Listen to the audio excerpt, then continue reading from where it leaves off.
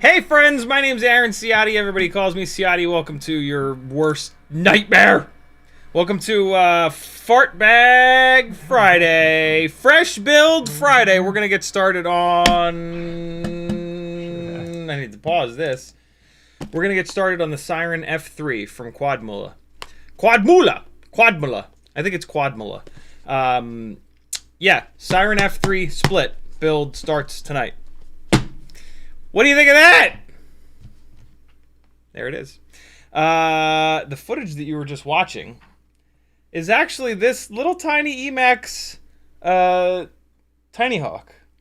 Is that what it's called? Hold on. I think it's called a Tiny Hawk. Yes!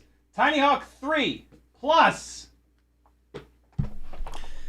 Actually, what it is a Tiny Hawk 3 Plus Plus. It's a Tiny Hawk 3 CiottiFPV edition. In case you were wondering, I'm going to fix the it showing 11 billion, not fix, but help it showing 11 billion MAH in there. This scale is set wrong.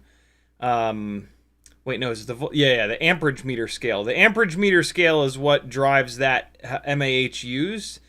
And it is way wrong. I'm going to put a 1 in front of the current value, and that's going to make it a little bit better. Probably not better enough. I'm going to put a 2 in front of it. Take it from a scale of 179 to 2,179, and that'll be a little bit better. And then the next time I fly it, when I'm done flying it, I'll take a look at the MAH used and see if it matches up to the batteries. So yeah, this guy was practically unflyable right out of the box, mainly because of the antenna. This Emax antenna that I've now cut opened is absolutely worthless and hands down way worse than a regular old whip antenna. So if you have any Emax rigs, or if you've bought these little red-headed antennas from Emax, throw them away immediately. They are just useless. I mean, you could cut the head off, and then you've got a section here that you can use to make your own super lightweight antenna, or even a little faux micro V. But yeah, do not use this antenna. I cut it open. Brandon's Baked Beans was like, yo, you got to cut that antenna open. You won't believe what you find.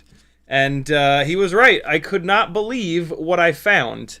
That is probably not... There it goes. You see that in there? Nothing over there. Nothing over there. Nothing over there. That is what you think it is. It's just a piece of flat metal.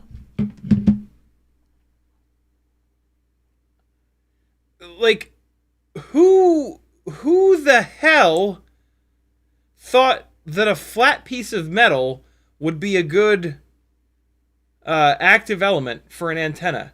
Whoever thought that should be fired immediately. This is heavier than a whip antenna. This is more expensive to make, I'll betcha, than a whip antenna.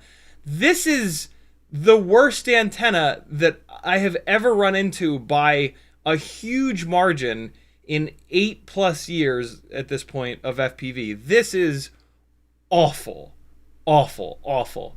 And I only didn't throw it away. Well, you know what?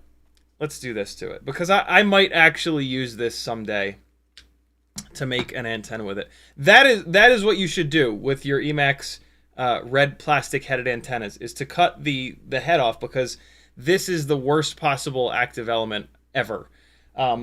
This right here would probably work better as an antenna than that. If you actually wanted this to work decent, you could just strip it down a little bit and expose some of the inner element, and I guarantee you, no matter, you wouldn't even have to measure it out. Just expose that innermost strand of wire, and it will work better than that awful flat piece of metal that they had inside of there. I'm so unbelievably confused at that antenna design. That is just rotten. So there you go, an opening rant.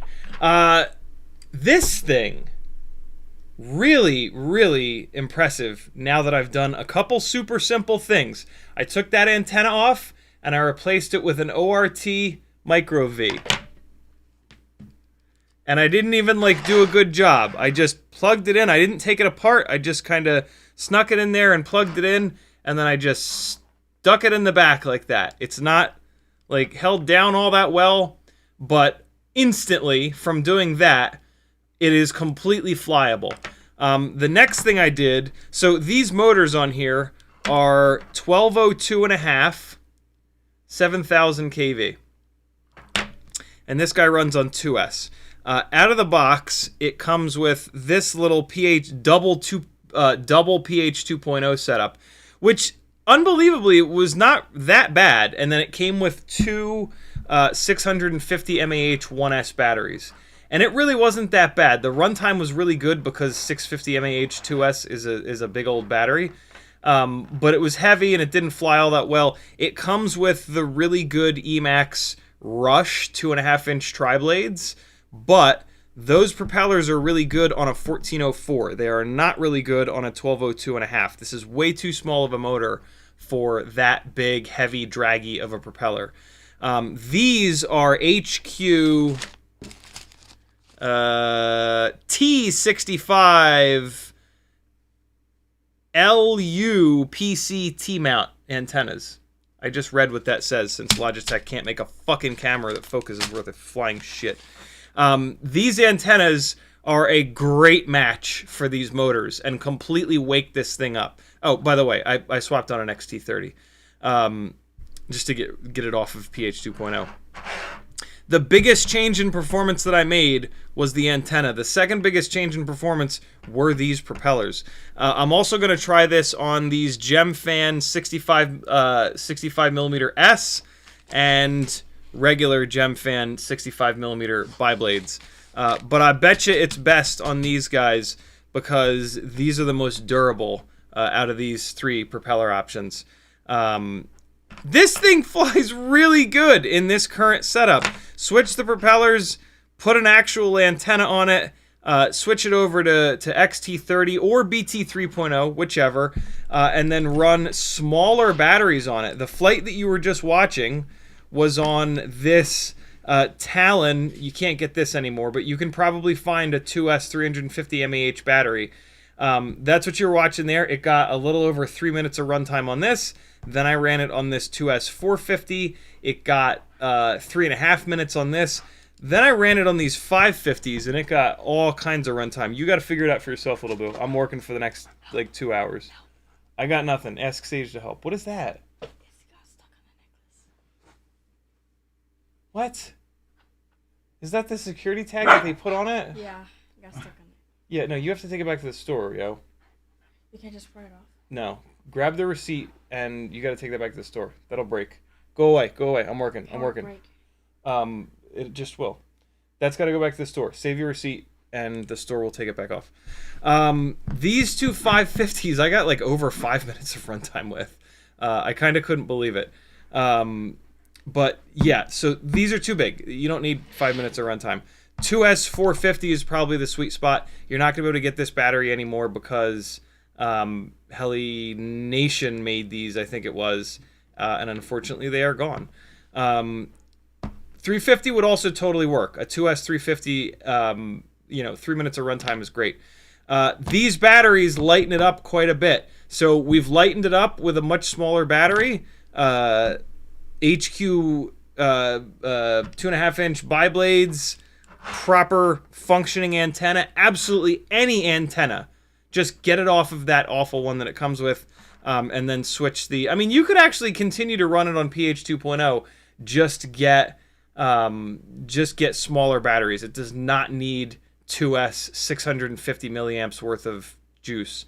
Yeah. There you go, friends. I am, like I said, I am really impressed by this little thing.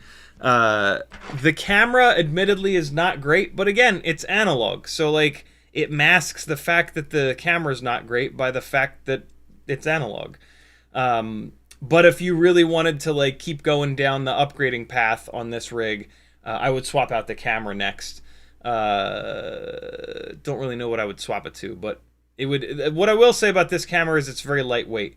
But it's worth it. It's worth an extra gram or two to swap the camera out. You're gonna save a bunch of weight from running smaller batteries. But yeah, man, I'm really blown away by this thing. So after I got used to it, this is actually on the heaviest battery. But this is kind of like after I got used to it a little bit. It flies really decent. Here's a little bit more. And I'm going to get caught up on Chad here. I'm going to leave it muted because I'm talking over it. Dude, by the way, the microphone on the HD0 goggles works really, really well. Really, really, really well. For the record, I think Azalea might have stolen that little necklace, and I'm gonna catch her ass in it. Maybe not, but goddamn kids. I also pushed the tune way up.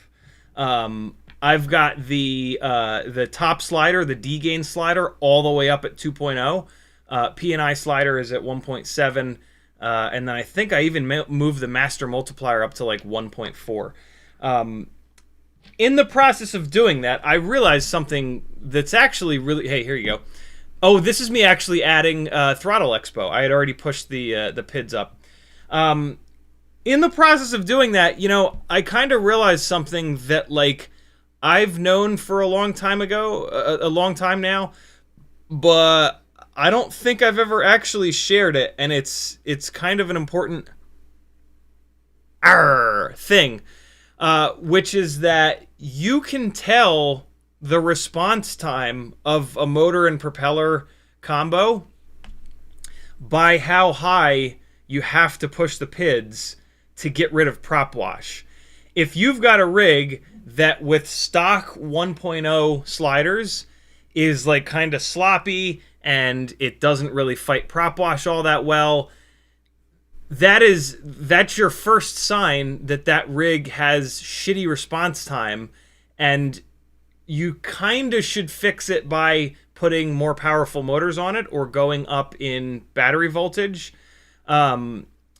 You can also band-aid it by cranking the PIDs way up, as long as there's not a lot of electrical noise and as long as there's not a lot of vibrations getting into the gyro.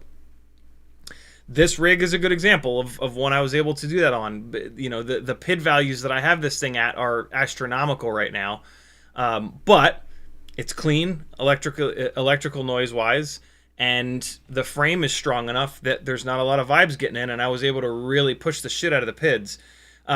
So yeah, if you've got a rig that you have to push the PIDs way, way, way up on, that's a build that the combination of motors and propellers is not like perfectly optimized. It's also a sign of a rig that's kind of like a long-range rig. You've got a really lightweight, really small motor on there, and so yeah, that's something that rig is going to do really, really well.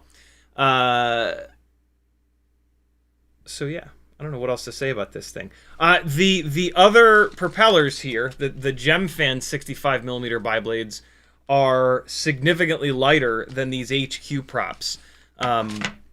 And so I might actually have to back the tune off, because I have the tune set up for this weight of a propeller. This is ballsy. Ready? Fully blind, full commitment. I was sure that I was going to be way higher. Yeah, this was scary. Yo. I had tried that power loop twice before and didn't get it high enough and just like bailed at the last second and almost put it into the trees. So on this one, I was like, yeah, I'm just going to really be patient and really, really, really wait, and it'll definitely easily clear the trees this time. And I just happened to get lucky. If that had gone into the top of that tree, it would still be there now. This thing is so lightweight that it's just not coming down out of any trees. This is also a couple of batteries in when I'd crashed a couple times and realized what I'd mentioned on the last live stream, which is the nightmare of toothpicks, which is that pretty much every single time you crash, you have to take the walk. So the flight style that I've kind of developed with this thing is don't crash, don't fly hard, so that you don't crash, so that you don't have to go chase the damn thing down. It's just, you know, these lightweight rigs with no prop guards, every time they crash and there's anything touching the propellers, they don't have the power to push that thing out of the way. And so turtle mode won't work, and or you won't be able to take it back off. Flying it in through the bushes there is super difficult. Here's an example. No, I think it was. Yeah. There's one of the rare times that I was actually able to take it back off after a crash, and it was just because I crashed it onto concrete. If you crash onto grass or like anything, or if there's grass nearby, you're taking the walk. It's very frustrating. Tiny whoops make a lot more sense for outdoor stuff. Here's an example of it. It's just in the pine straw. I took it off. I made the mistake of disarming it, and now there's anything touching one of the propellers, and that's it. It's game over. Got to take the walk. So yeah, for like flying in fields and stuff, nah, man. These guys don't make any sense. Let me weigh a couple of propellers real quick, and I'll give you a really good example of what really transform the propellers are what really transform the way that this thing flies. The props that it comes with, again, they're the Emax Rush 2.5-inch tri-blades. I love them on a 1404. Any motors smaller than a 1404 really don't have the grunt for those props. Those propellers are 4.4 grams for 4 of them, right? 4.4 grams. These propellers that I have on it right now are 2.23 grams for 4 of them. So that's where the biggest performance improvement came from, right? And also reminded me, and I'm actually going to do a live stream about this, which is the most important part of your build is the propeller motor combination. It will make or break a build. The Gemfan 65mm biblades are 1.84 grams that I'm going to try next. And then the Gemfan 65mm S bi-blades are... These are per 4. All these weights are for 4 of these props. These guys are 1.7 grams for all 4. So these could be even better. They might not, though. They might not be better because this is kind of a KV limited rig. 7,000 KV on 2S with a 2.5-inch prop is, like, it's kind of enough, but not quite enough. I would definitely want, like, I always want, like, 8,000, 9,000, 10,000 on 2S.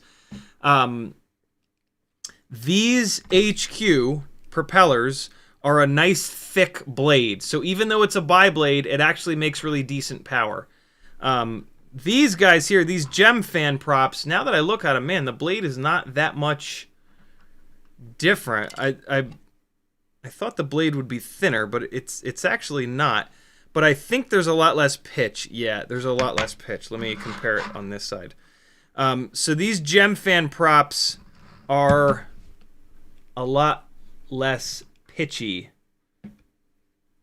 Oh, wow. Maybe not. Hold on, let me look. Yeah, they're a little bit less pitchy. The Logitech is not going to play ball, but... there it goes. Yeah, see, so it is a little bit less pitchy. So this propeller might not make enough power for the KV of these motors. Both of these propellers are the right weight for a motor of this stator size. So a 1202.5 motor, this is the right weight propeller for it. The props it comes with are way too heavy for this size stator. This KV, though... Fuck you, Logitech. Oh my god, fuck you forever. This KV is more for like a tri-blade propeller, but the tri-blades are too heavy for the stator size, right? So there's this crossroads of propeller, like, it's actually a 4-way crossroads. Propeller length, propeller pitch, and how many blades it has, motor size, motor KV. And like the voltage that you're running is also kind of factored in there as well. But that crossroads needs to be right for the rig to fly really, really good. And yeah, out of the box, this thing has the wrong propellers and a useless antenna. Boy, you fix those two things though, and this comes alive. Like, massive, massive difference. And I flew these 4 batteries yesterday, and I actually had a blast. The last 2 batteries, the 2S 550s, they ran way too long, and by the end of the battery, I was like kind of done. So yeah, 2S 550 is way too much, but 2S 350 and 450 on this thing is just like awesome. Really, really cool little rig. A little bit more testing, and then I think I'm gonna do a whole live stream about this. Actually, Emax was kind enough to send it over. I did a live stream about the other one. Where did it go? Here it is. I did an entire live stream about this guy, which was very fun. It was really cool to fly this around the house and see what you can actually do with it. This thing is available. If you're interested in this great little beginner rig with 3 of these 1S 650 batteries, let me know. Shoot me a message. I've also got a set of Happy Model, but they're branded as Newbie Drone. 0802 20,000 kV motors. If you've got a 2S Tiny Whoop, these motors will blow your tits off, and I'll send them to you for practically nothing. So yeah, if you want, they say Newbie Drone, but they're actually made by Happy Model. 0802 20,000. These are the same 0802 motors that Happy Model still makes. And I have a set of these in 19,000 kV. They're the same thing. On the 2S Walksnail rig, and they rip. Like, I'm not gonna leave them on there, but as a test, I was really impressed by them. So, yeah, if you want to do a super ultra light 2S rig, 2S like 75mm Tiny Whoop, these motors are actually really, really good. Let me know if you're interested. Cool. I can move this guy out of the way. I was really looking forward to telling you guys about this. It just blew my friggin' mind. I'm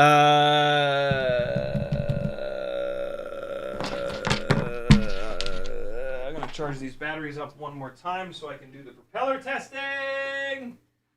What else is happening? In the chat, wait, hold on. Let me put a little bit more of the flight footage up while I'm going through a couple other things here.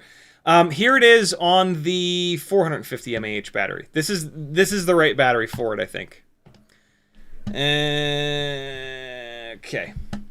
In the chat, Smoking Dog Cujo is first. Ram Donko, Cloudhopper, Crom, Frank Nicholas, J Deegs, Curtis Hayes, Bob Noxious. What's up, Bob? How are you, man?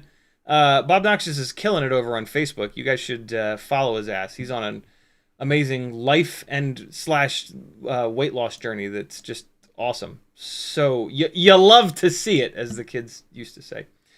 Elias, Striker, Italian Made Man, Gusto, Scotty Scott, Northern Tier, Ram Donko, Douglas 6, Walter Van Den Ord, Big Whoop FPV, Crom, Walter, Ram Donko, McMucus, Spaceman Spliff. It's actually Spiff, but I'm going to say Spliff every time from now on. Cloudhopper. What's up, everybody? LL the Kidson, Ram Donko, Brandon's Baked Beans. Who else do we have? Fun per Volt. This thing flies great, right? Minos. 16-bit. I think I got everybody. Zoe 101, Shane and Mindy, Cole Powers, Andrew Taylor, Stealth Fighter. Lots of people here. What's up, everybody? There's one of the there's one of the attempts. Oh, buddy.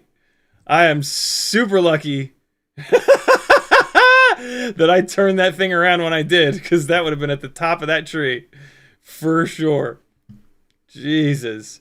Yeah, it doesn't, like, so this is a perfect example. This is it on the bi-blades with the right weight battery, and it's still, like, look at this power loop. Full throttle, full throttle, full, look, here, I'm going to tell you when it's full throttle. And full throttle, full throttle, full throttle, off.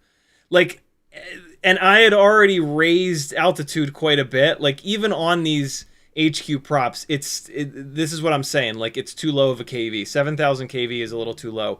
But if you fly it around, like, not trying to throw it up over trees and whatnot, it's actually really fun. And, like, this is an older rig, right? This is the Tiny Hawk 3, which is probably a little over a year. This is the kind of a bind and fly that, like, around Christmas this year might be like $50. And, like, if I paid $50 for this rig and did these couple quick mods, I would be totally happy. Like, it's infinitely quiet, no props in view. It's got a bunch of up tilt out of the factory. That was a hard hit. Here's another scenario where it just can't do anything. There's, like, individual pieces of grass in front of each propeller, and it just can't push them out of the way. That's not just this rig. That's all of these, like, you know, 1.6 inch, 2 inch, 2.5 inch, even the 3 inch toothpicks. Like, this is one of the main problems with them. And to be honest, I think this is why a lot of people stop flying toothpicks. Because it just gets kind of old going for the walk of shame over and over and over and over again. This Quadmula build that we're going to do is where, like, I kind of graduated to from these types of toothpick builds. And one of the great things about, like, a heavy 200 to 250 to 280 gram 3 inch build on, like, nice big 1404s, or in my case, I'm going to do it on these 1505s. You know, these motors up on 4S have enough to push grass out of the way, and you actually have a chance at turtle moding this thing over. That being said, if you crash one of these 3 inch 4S builds in tall grass, you're taking the walk. That gets into one of the things that's great about 5 inch builds, is that they have tons of power, and they can almost always push enough grass out of the way to take back off, even in tall grass. Sometimes they can't, but you can almost always flip them into turtle mode, spin the propellers the wrong way to chop the grass up, or just mat the grass down, or just push the grass out of the way, and then arm it and do a quick throttle blip, and usually that throttle blip will then be enough to get it up out of tall grass. So yeah, there's that. In the chat, if you want to talk to me, all you got to do is tag me, type CiottiFPV, don't put a space in there, and spell it right. You can do that with each other. If you want to get Bob Noxious's attention, into your chat message, type Bob Noxious space RX, and then it'll his name for him will show up in orange, just like when you tag me, my name shows up in orange. Bob Noxious did it and said, hey, what's up, fam? Cloud Hopper did it and said, I got my 2023 Mobula 6 from Black Market FPV, and it has a Caddx Ant instead of a Runcam Nano 3. So disappointed. That's weird. Although I think I've heard about that. I think just recently somebody told me about that. Striker also says that was the Tiny Hawk, and then a curse word. I try my best not to curse. I already said fuck like 14 times, but it's somewhat conscious in my head. LOL the Kiddison says, do you like the Flyfish VX3? I don't know what that is. What's a Flyfish VX3? Is that a thing? It's a thing. What is it? Oh, the Volador. The most recent time that somebody asked about this, I incorrectly said that it's too heavy. I said that because the weight that they put on here, which is 68.3 grams or 70.5 grams, for the 3-inch and the 3.5-inch. These are the weight with the TPU parts, but then they don't tell you what the weight is without the TPU parts, which is insane because the TPU parts on this thing are unbelievably heavy, like obnoxiously heavy. And when you take the TPU away, this is not that heavy of a frame. I forget what the actual weight is, but like, yeah, like this big TPU panel here, get rid of this. This is probably like 10 or 15 grams of TPU. This is ridiculous. Get rid of this unless when you're not carrying an action cam. Probably get rid of this little chin piece of TPU. Get rid of these rear arm guards. You almost never smash the rear arms up. You always smash the front arms up. And then this is way too big of a chunk of TPU for an antenna. Get something more minimal off of Thingiverse. Yeah, this seems like a totally decent frame. I don't know if the arms hold up. I don't know how it is to build, but like without this TPU, the weight of this frame is not like obnoxious, and it does have removable arms, which is super rare with 3-inch, 3.5-inch builds. So yeah, the Volador VX3, VX3.5 seem like a really half decent kind of build. I might get one someday. I should have got one while I was waiting for the Siren F3, but I'm a snob and I want to buy a Quadmula. That frame is so cheap that it seems like it would be trash. And when you're a snob, you see that way too heavy bit, and then you see how cheap it is, and you're like, nah.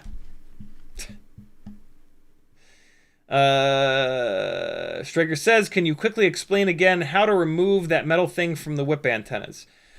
You pull just try to do it. You'll figure it out. You cut the shrink wrap off, and then you'll see there's a little bit of solder on the top there. You just use the tip of your soldering iron on the top of the metal thing, where you'll see that there's solder and it pops right off. Couldn't be easier. Just try. If you try to do it, you'll figure it out. Elias tagged me, but didn't say anything. Now, he said something on the comment previous. He says, what do you think about the race mode on Walksnail, especially for a tiny whoop? I know it doesn't lower the latency but a lot, but the latency consistency is better. Thoughts? Even any reduction in latency is like awesome. And yeah, the race mode is great. I didn't even realize it, but I had been running race mode previously. So when I did the live stream talking about updating my Walksnail stuff to use the new race mode, we realized that I'd already been running it in the lower latency race mode. Yeah, it's great. It's lower latency than any of the other HD systems other than not Fat Shark.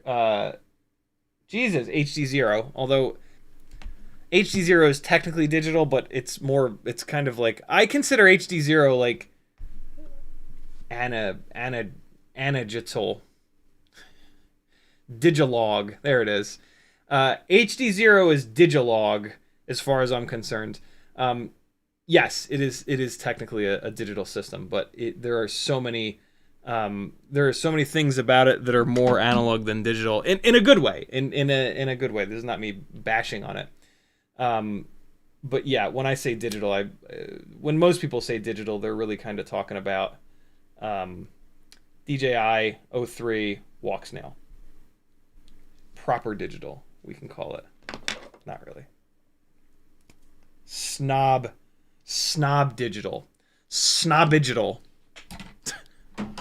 Yeah, Walksnail race mode is great. One of the really cool things about Walksnail race mode is that it does not affect what the DVR records in. So there's kind of no reason to... Like, everybody should kind of be running the race mode, because the DVR on board is going to record in whatever the full quality is. In the case of the little Walksnail light setups, on board it's recording 1080-60, which is amazing. And then in the goggles, you get the lower latency of whatever the hell the race mode is, 540p or something like that. And it still looks great. I don't think it's 540p, but whatever. Doesn't matter what it is. So yeah, the Walksnail race mode is awesome. It's really, really good, and everybody should be running it as far as I'm concerned. Walter says Logitech is okay. Incorrect. Logitech sucks a big bag of donkeys. Shane and Mindy Hale FPV RC says, help please, built a 6S 4-inch gecko. Well, there's your problem. Micros should only be 4S. And on throttle, the props sound like me trying to roll my R's, speaking Spanish. Trilling, I guess. What do I need to check? Props are new. Greatly built. There are propeller... Well, so 6S is an awful lot. And so what could be happening is that you're sending those propellers so much power that they're flattening out. So try a different propeller first. That's the quickest and easiest thing to change. You can try backing the PIDs off. It could be... either too much electrical noise or too many vibrations getting to the gyro. So like if you've cranked the PIDs way up, if it's on anything more than stock PIDs with the sliders right down the middle at 1.0, put it onto stock PIDs. Go to like PID Profile 3, which is going to have the stock PIDs, and try it.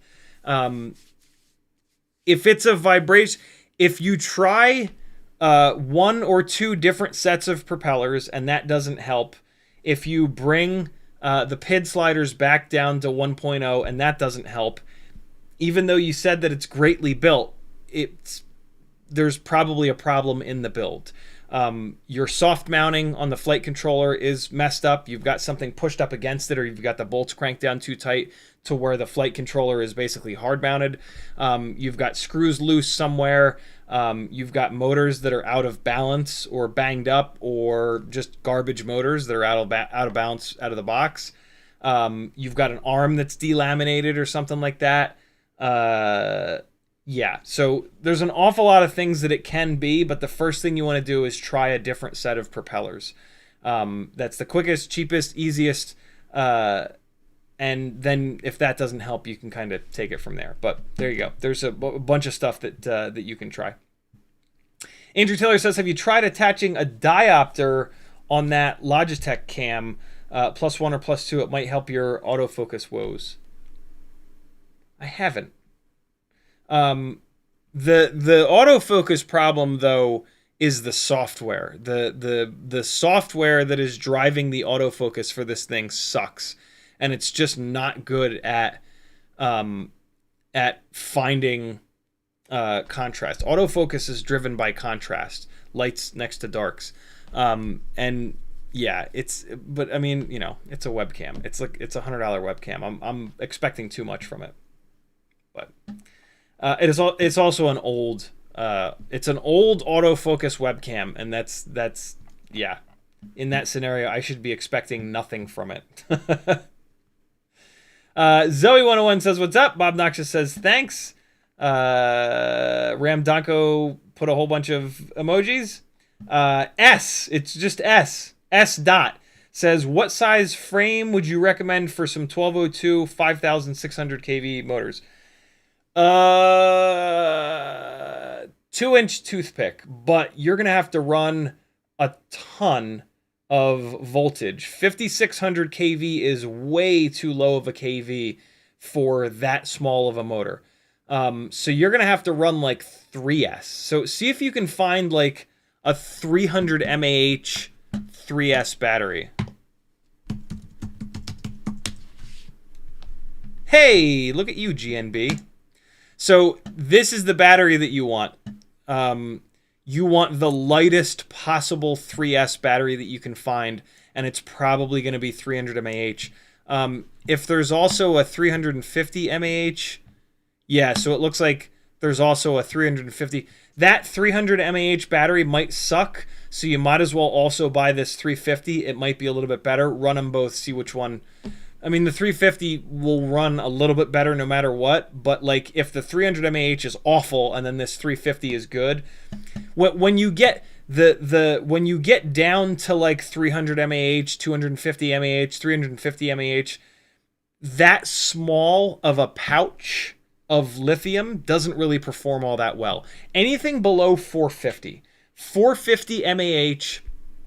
mAh, those pouches, be that one pouch for 1S, 2 of the pouches for 2S, 3 of the pouches for 3S, right? This is how these batteries work. At 450, they perform really decent. And then as you go down from 450, they perform worse and worse and worse and worse. These folded cell batteries have changed the game a little bit, and they've really helped with that. When you get a battery with an XT30 like this, when you get like a multi-cell, like a 2S or a 3S battery like this, they're not folded cell. These are all what Chris Rosser calls Tootsie Roll style batteries.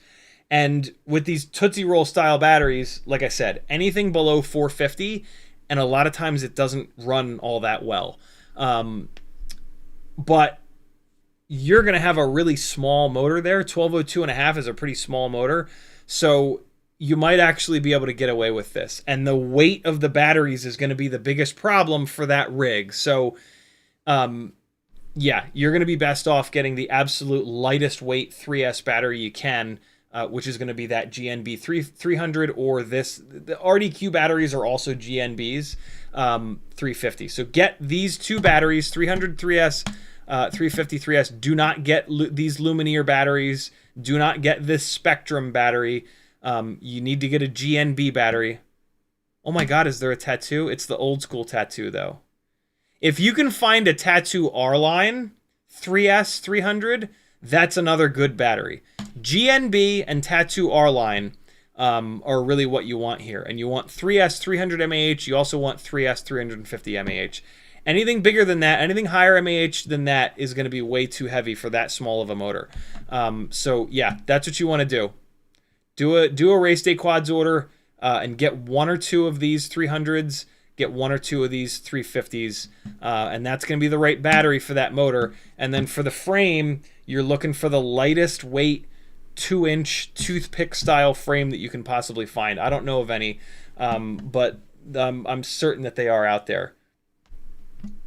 Bob Noxious says Ciotti turned his nose up to a flyfish frame. I did. I really did. Ramdongo says nobody detests 1S. Some people do. Plenty of people detest tiny whoops. This is the moment that nobody's been waiting for. Somebody's been waiting for it. Quadmula Siren F3 split. Weirdest packaging ever, but fancy. Fancy schmancy packaging.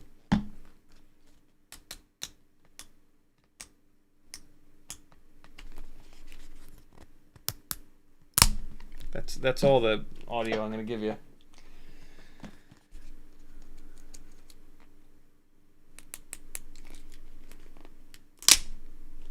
There you go. It's as if you opened it yourself.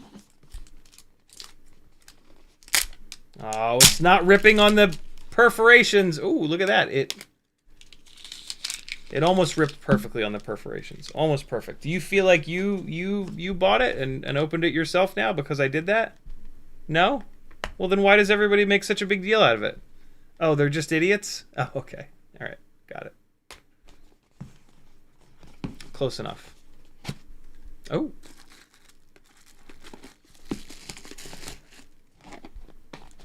Hold on. Let's see if we can get a sound out of it. Hold on. Not bad. Not bad. Hey! Oh, that's interesting. A piece of wire and a capacitor. What do we got?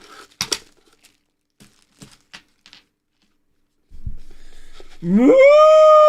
You can use it for that. You can moo into it. Ah! You can scream into it. It works like a pillow. That's good. All right. We got some value out of this packaging. Maybe I'll hold on to it. I'm going to hold on to one of these, and then I'll put all the spares in there. Because I did get a bunch of spare stuff. I got a whole extra frame for spares, and then I got a bunch of other spare stuff. So we've got a little package with, it looks like, the base plates and whatnot.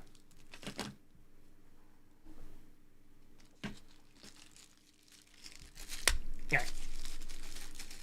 Take a look here. So yeah, I didn't open this on Mailbag because we had a million things going on. So I'll give you guys the full glip glop. Walter says, great. Decabacow says, ever tried running a 2S AIO on 3S, or is it guaranteed way to end your AIO? If I had one with blown FETs, I'd give it a try, but both my X12s are still alive. Yeah, it will pretty much destroy it. They have like shunt resistors, and they just have shit on the board that is specifically designed for the voltage range. And if you exceed that voltage range, it'll just and it's not even fun. It just you plug the battery in and it just never works again. So yeah, don't do that. This would be the rear section of the base plate, I'm assuming, and then we've got the front plate of the split base plate, and then we've got the top plate. So this is going to sit, this is going to be the rear here because it's skinnier, and then this is the front plate, so this is going to sit like that. Yeah, you can see how it lines up there. Right? See how it like perfectly lines up? And so they're going to sit like that with the arms in between. This is going to be, no, it's going to be like this. So yeah, it's going to be like that, and then the arms are going to be between like that, and this is going to be the nose over here on my right, your left, and this is going to be the little ass. And then the top plate runs the entire length, obviously. So we got that. Got a little bot. Oh, that's nice. That's really nice.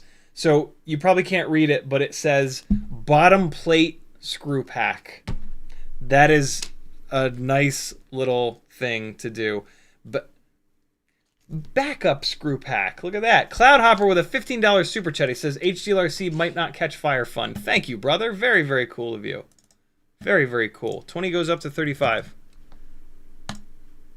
That rig is actually ready to go. I just didn't have a chance to get it into beta flight, so we won't fly it today, but we will fly it. Motor mount screw pack. This is really cool. I've actually never seen a company label the screw packs to help new people out. That's actually really, really nice. Top plate screw pack. Oh, and there are some different screws in there too. That is really helpful. That's got to be a pain in the ass for them, but that is super helpful. Here's the little bag of standoffs. And then we've got stack screw pack here. And there's a piece of like PTFE tubing in there that I don't necessarily understand why. I do know why. Oh, that's cool. We'll talk about that when we're doing the build. Damn, yeah, okay. Quadmula is paying attention. They are going above and beyond. I'll be honest. I would prefer that they keep stuff in stock more often and not do really nice stuff like this. But hey, at some point, I'm sure they'll figure out how to keep stuff in stock, and then we won't have to even think about this anymore. There, a little pack I just opened up. This is the piece that locks the arms in between the top and bottom plates, and then these are the camera plates here. I wonder which one I just opened up. Did I just open up the Walksnail one? Oh, they just give you regular analog camera plates, and then in the box, that's right. There's some other stuff. Little battery pad, little custom cut battery pad for the top plate. That's gonna sit like that. And then this would be the arms. Yeah. And the arms are, so on the website they make you pick 9x9 motor mounting or 12x12 motor mounting. These arms are slotted though, which is awesome. So you can do either 9 or 12. These Mamba Toka motors are 12. And yep, I just wanted to confirm that. Yeah, so these are 12x12 mounting. They're going to fit on there just fine. And then the arm protection, I would love a little bit more arm protection than this. Here's where you can really kind of tell. I'll put it up against my forehead. So like if you hit here, it's the motor. If you hit here, the arms are going to catch, right? And the arms are going to protect the motor. So that on hits like this, you're safe. But once you get here, all these hits are going to bang the motor bell. And with micro motors, if you hit the motor bell on concrete, it's over. It's the motor shaft is bent. They are not durable motors. So yeah, the one improvement thus far that I would say, and I knew this going in, is to extend these little devil horns here to protect the motors a little bit, like the glides. This is one of my favorite things about the glide builds, is that the ends of the hell are the glide builds? Oh, that's right. I put them in bags. But the ends of the arms are like nice big, loud and proud devil horns. So the carbon is what hits the ground, not the motor. But this is actually more motor protection than most microframes. Microframes really miss the memo in that respect, and pretty much none of them have any motor protection, which is good for performance, right? Like by not having any motor protection on the ends of the arms, you make the end of the arm a little bit lighter, and that makes the rig fly better. But we crash, and you know, this style of micro gets flown outside and gets crashed outside. This is a really, really nice battery strap, but this is also a really heavy battery strap. It's big, thick material, and it's got a metal buckle on it. You do not need this much battery strap for a micro. Let me show you what I mean by heavy. Guess how heavy this is in the chat. Hurry up. How much do you think this battery strap weighs? This is really nice, like canvasy material too. Yeah, I will not be using this battery strap. I will use this battery strap somewhere, but certainly not on a micro. 30 grams, Walter. Jesus, it ain't that heavy. All right, you guys are all way overestimating. It's 5 grams, but yeah, a plastic buckled thinner battery strap, which will hold a 4S 450 totally fine, will be like 2 grams. And on a micro, saving 3 grams is legit. If you can save 3 grams on a micro, save 3 grams for sure. Man, this is a quality battery strap, though. I'm blown away at how nice this is. I'm going to put it in my bag, which I do with most battery straps. So there you go. There's your unboxing. The only other thing I need to grab is the Walksnail mounts, because this... Oh, no. So here's some of the extra stuff. Oh, you know what it is? They don't... I'm sorry, I misspoke. They don't make you pick the bolt 9 versus 12 on the arms. They make you pick 9 versus 12 on the arm guards. That's my mistake. That I was wrong about that. And so I got the 12 by 12. I think I got both. I think I got a set of both. Maybe not. These are the 12 by 12 arm guards that I've got here. What did I do here? I made like a second bag of stuff. What did I don't know what I did here. I guess these are the spare parts. Is this a bag of spare parts? Is that what I did? I think that's what I did. I did a bag of spare parts. I can put these in the tube though. Look at this Wrecked branded prop bag. That's some fancy shit right there, isn't it? Yeah, I can use this for spares. This is the 03 camera and VTX mount set. Actually, I'm going to stack them all up. This is the little GoPro mount that I'll probably never use. Maybe. Probably never. These are the 9x9 arm guards. Not going to use those on this build. I don't know if I'm going to do a second one of these builds or what. I might just leave this second one for spare parts. This is a set of the regular camera mounts and the center locking plate, just a spare set. This is a spare set of arms, and then this is a spare front base plate section. And so these can all go in the tube.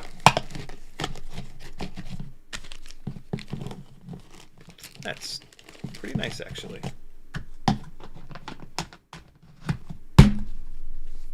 Look at that. Would you just look at it? Would you look at that? Would you look at that? Would you just look at it? Anybody that doesn't know what I'm talking about, just Google it. Google, would you look at that guy? Would you look at that guy? That's what you're going to Google. I guarantee you Google finds it. It'll send you to YouTube. It's a YouTube video. You'll laugh. It's funny. Would you look at that? Would you just look at it? I'm going to leave this open because I'm going to need to put more shat in here. So we are going to use 2 of these arm guards. The front 2. And I'm going to, as always, leave the rear ones off.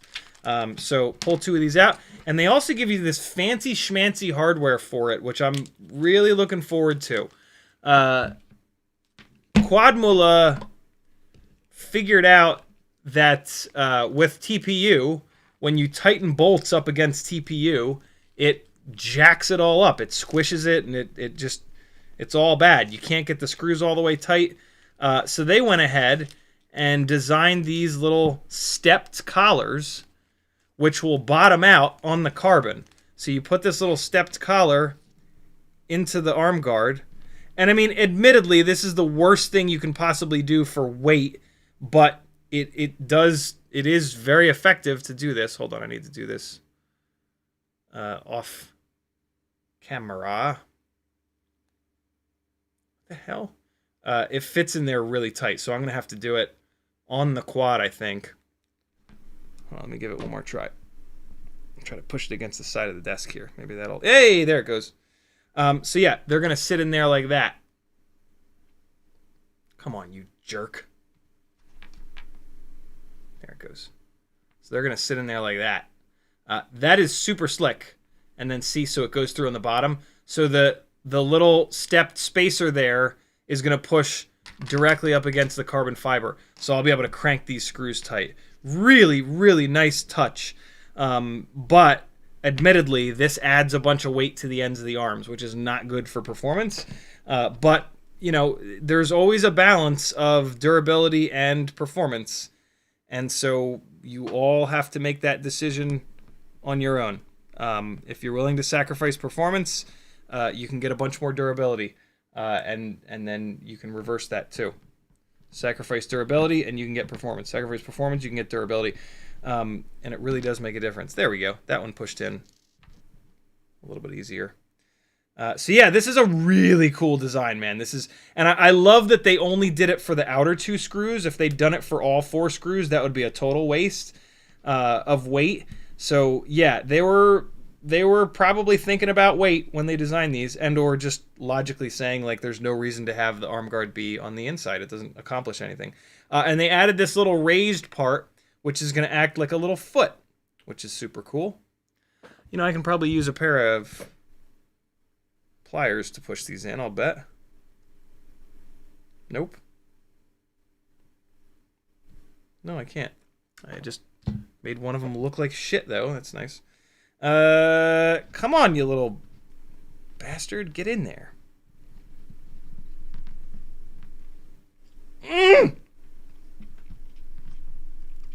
Okay, well, I tried. That is very cool. That is a very cool touch. Where did the rest of the... Okay, so here... No. That's the hardware I need for this. Where'd the extra hardware go? Was there not? Oh, there it is. Separate little bag. Okay, good. So this is good. This can go back in the thing.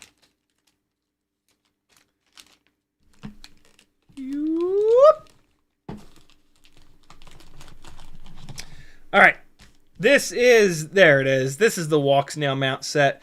So it's a nice little piece of TPU for the double antenna setup. It looks like they give you another one for the single antennas. For the single antenna Walksnails.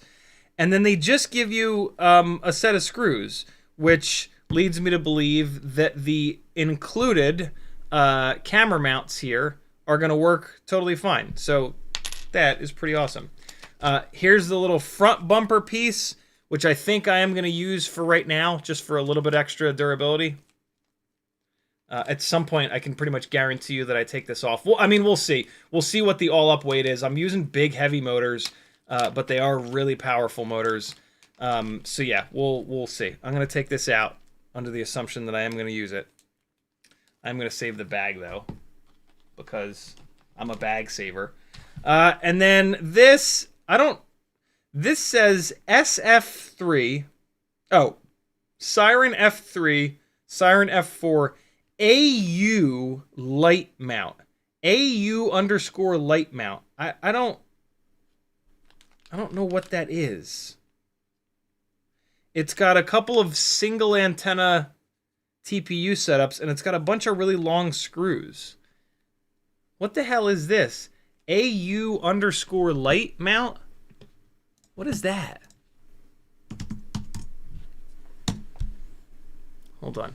So when I did this order, I bought the 03. Is it HD0 maybe? I bought the 03. I bought the Walksnail setup. Auxiliary? S. Cole says. Auxiliary light mount. Air unit. Good call, Crom. Air unit. Yeah. This is for a regular air unit. Thus the long screws. Thus the extra long screws. And the single antenna mount. Good call. Good call. And that makes sense. There's not a camera mount in here because it's a 20mm camera and it'll work with these included camera mounts. Good call. Air unit. I'm going to write that on there because there's no way that I remember that. Or as Ian says it, air unit. Air unit. There we go. All right. Into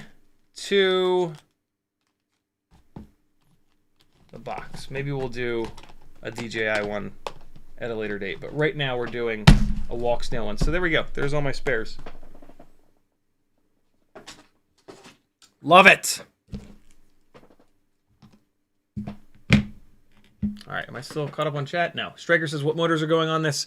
Mamba Toka 1505s. They are unfortunately a discontinued motor. It's probably a good thing that they were discontinued, though, because the bells fly off the motor shafts. They are, and they're also a little too low of a kV, 3,800 kV. I'm gonna struggle to find propellers that are pitchy enough for these motors, but I'm gonna give it a shot. If you have these motors, you probably want to like preemptively use a little bit of Loctite 638, which is what I'm going to be doing with these. I'm just going to kind of like dribble it down the outside of the motor. Like I'm not going to take the motor apart to do it, but I'm going to take like a toothpick. Well, let me show you. Let me show you what I'm going to do. I'll just do one right now. So I have this toothpick that has like a really sharp tip. I guess you could just take like an X-Acto knife and make your toothpick a little bit sharper, but you want as little of this material as possible. And I don't even know if this is gonna like seep in there. I'm just assuming that it will. I could totally be wrong. But this is this in theory will help the situation and not make it worse. But what I'm planning on doing is, hold on, let me get like a little piece of garbage I can dribble this on. There we go. All right, so, and I've not done this before, in fairness, so this might not work. But the current plan, that's not gonna work. I just need a flat piece of plastic that is gonna get thrown away. Here, I'm just gonna use one of these prop bags. All right, so here's the plan. I'm gonna do this on all these motors. I have a bunch of these motors. Little bit of the Loctite 638. Put the tiniest little bit on the tip of a toothpick, and then you don't want to get it in the, that's actually too much. I want less than that. Yeah, there we go. And I got to do this with magnification or I'm going to fuck it up. You don't want to get it in the screw holes there. I mean, as long as you don't follow it up by putting screws in there, it's probably fine, but still. You want to just get it where you need it, which is the joint between the motor shaft and the bell itself. So just down there, like that, as careful as possible. And just kind of spread it around. I'm just trying to like push it in there, you know, to get it to kind of gloop down in there. And now I'm just going to try to do a little tiny bit more.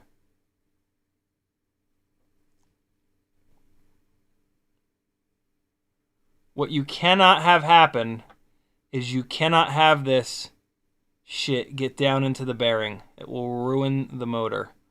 So less is more if you're going to try to do this.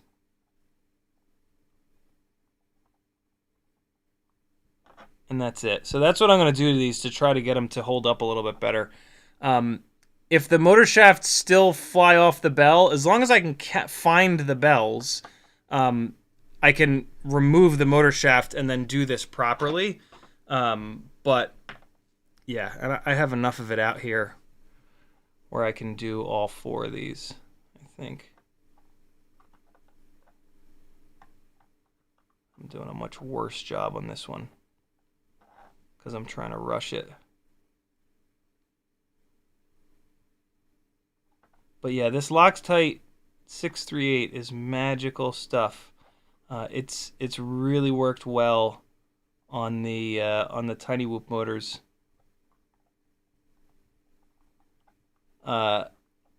In fairness, though, on the Tiny Whoop motors, when I've used this, it's been after the bell has flown off, and so I've put it back together with this stuff in there, and it has.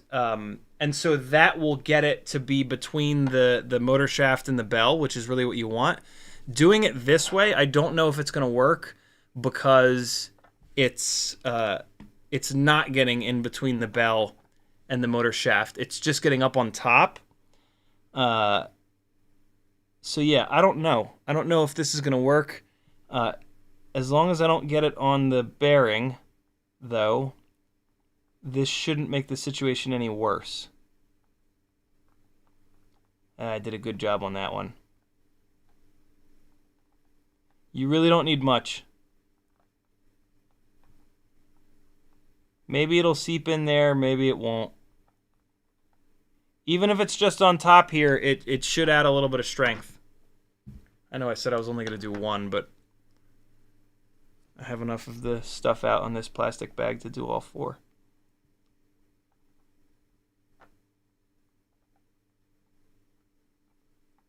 All right.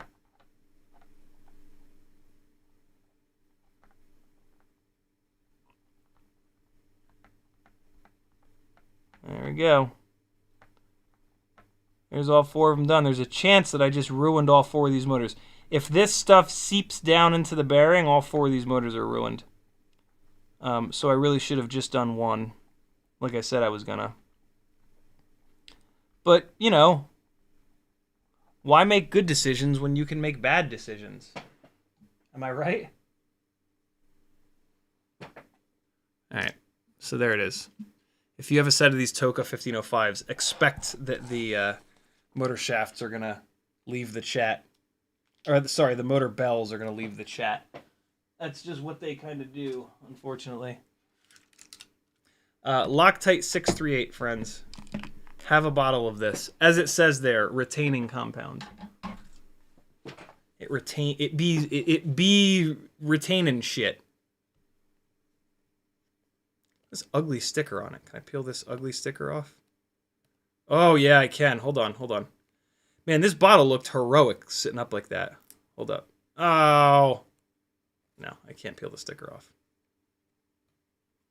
There it is. Loctite 638 heroic retaining compound. Mr. Lowsun says, why not putting some on the C-clip? Because the C-clip is not the problem.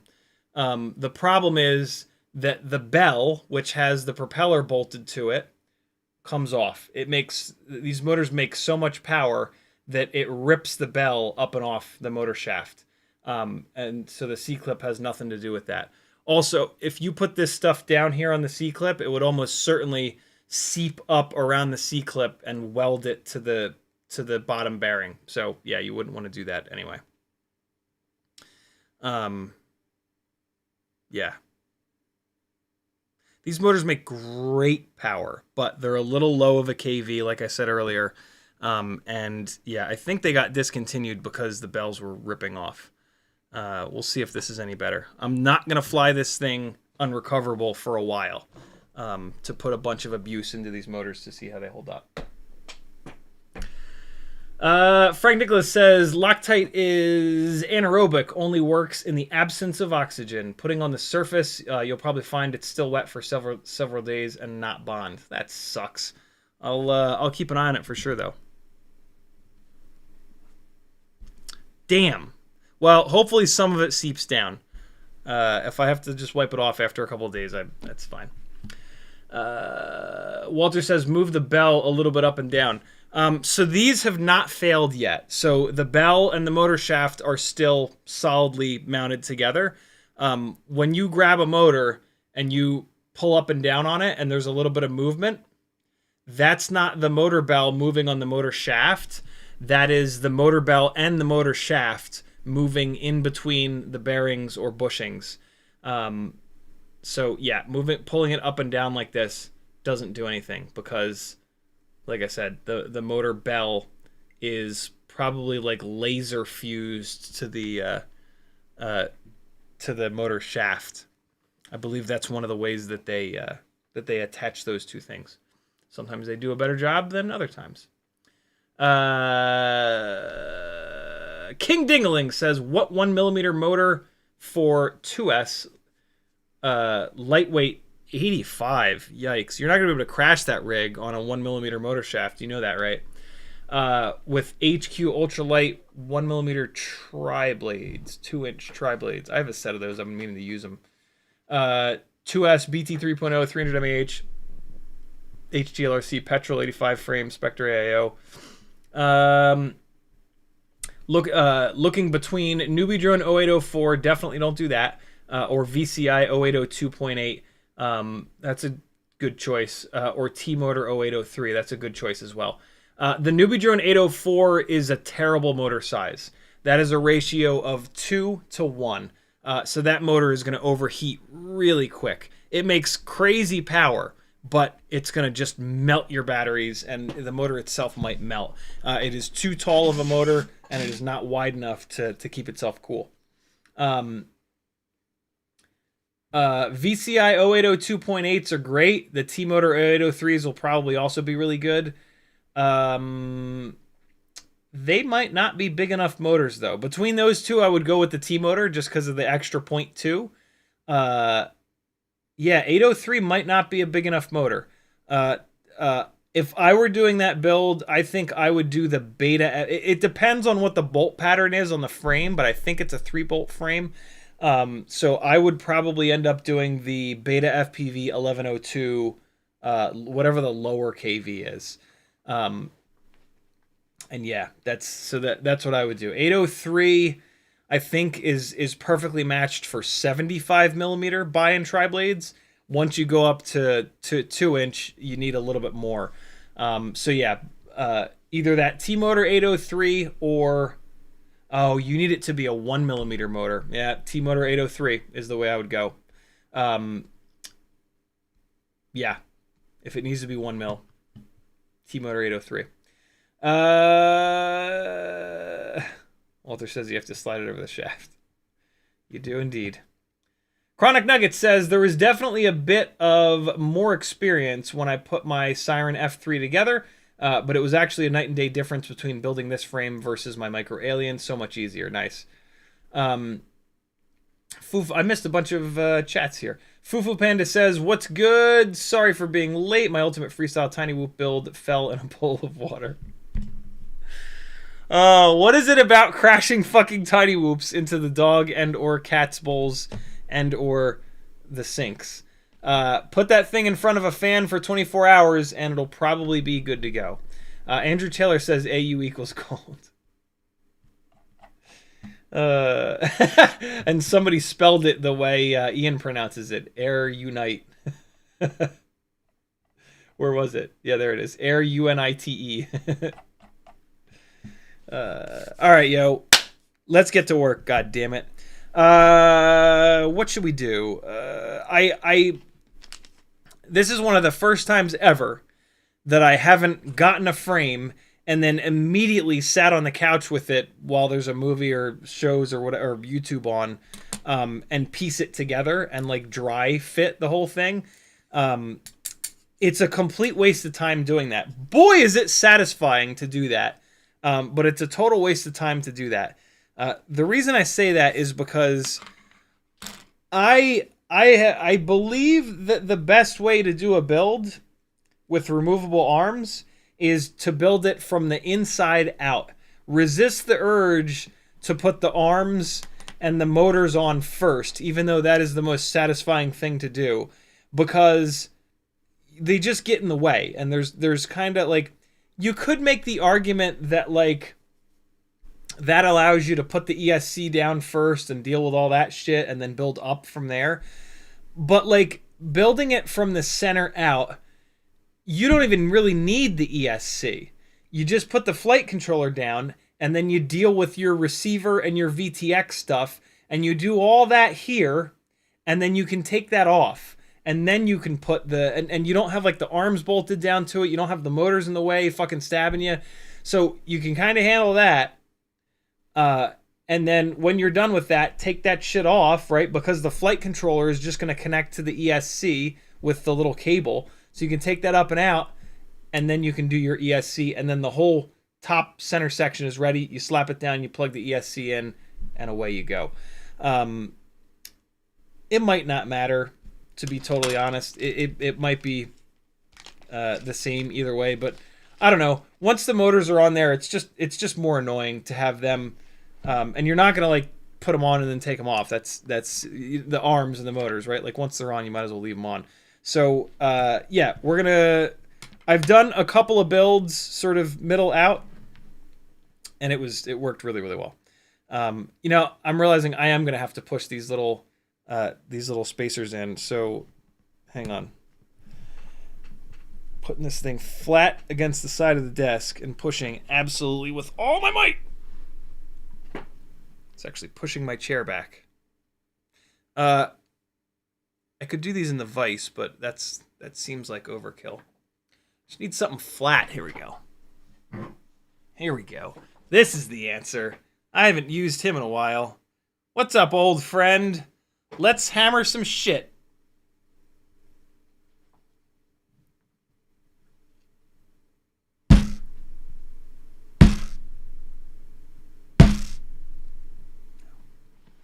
Hammer's not the answer.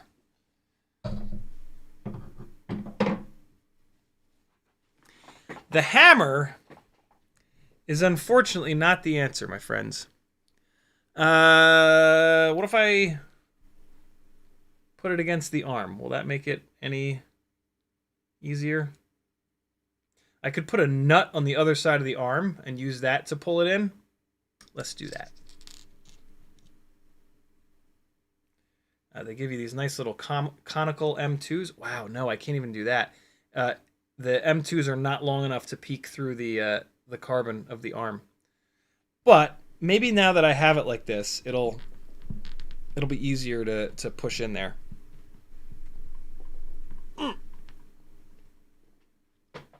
Wow, no, it is not. It does not want to go.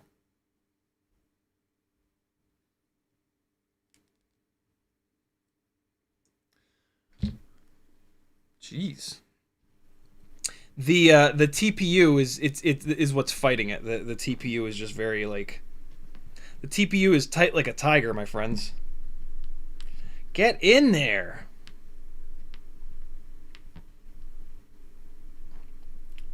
Wow. That does not want to go. Let's try the other side.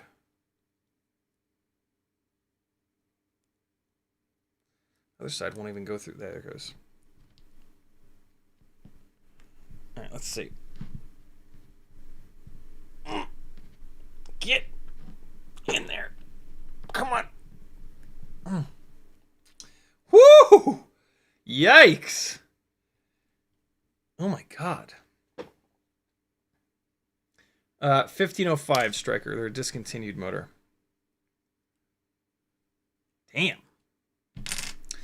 Let's try this. Let's just stretch the holes out a little bit. TPU is unbelievably malleable. So I'm just taking these pliers and just kind of working them around in there. I bet you that works. I don't know which one I just did, though. This one? Let's see. Come on.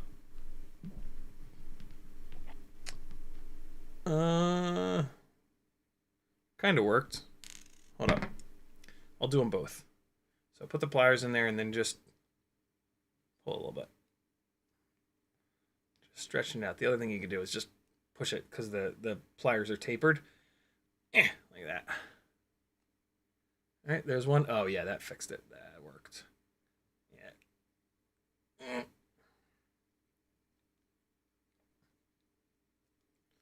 Okay. That. Now we're going to find, is it the inner stepped part or the outer stepped part that's fighting? If it's the outer stepped part, that won't have helped. It helped a little bit. But the outer part is definitely still fighting. Ah, there it goes. Yeah, no, it's the inner part that's the problem. Cool. So there you go. If you get this and you can't get these little stepped washers in here, just open the holes up a little bit with a set of pliers.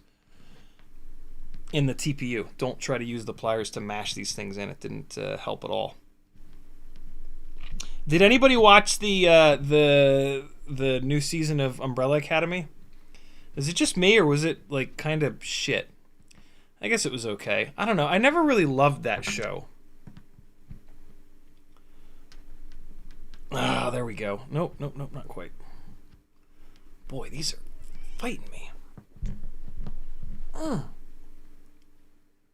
Wow. This one does not want to go in there. Let me try one more time. Alfax has liked it.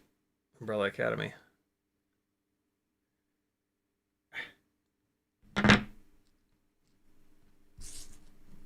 Like, I don't know if I didn't like it, but, like, I didn't love it. How about that? But I didn't not like it. Like, it was okay, but I don't know. The most recent season just seemed kind of all over the place. Look. Yo, this is nutty. This is nuttier than squirrel turds right here. What about if I use a screwdriver to push down? I should not be using the expensive MIP drivers for this, though.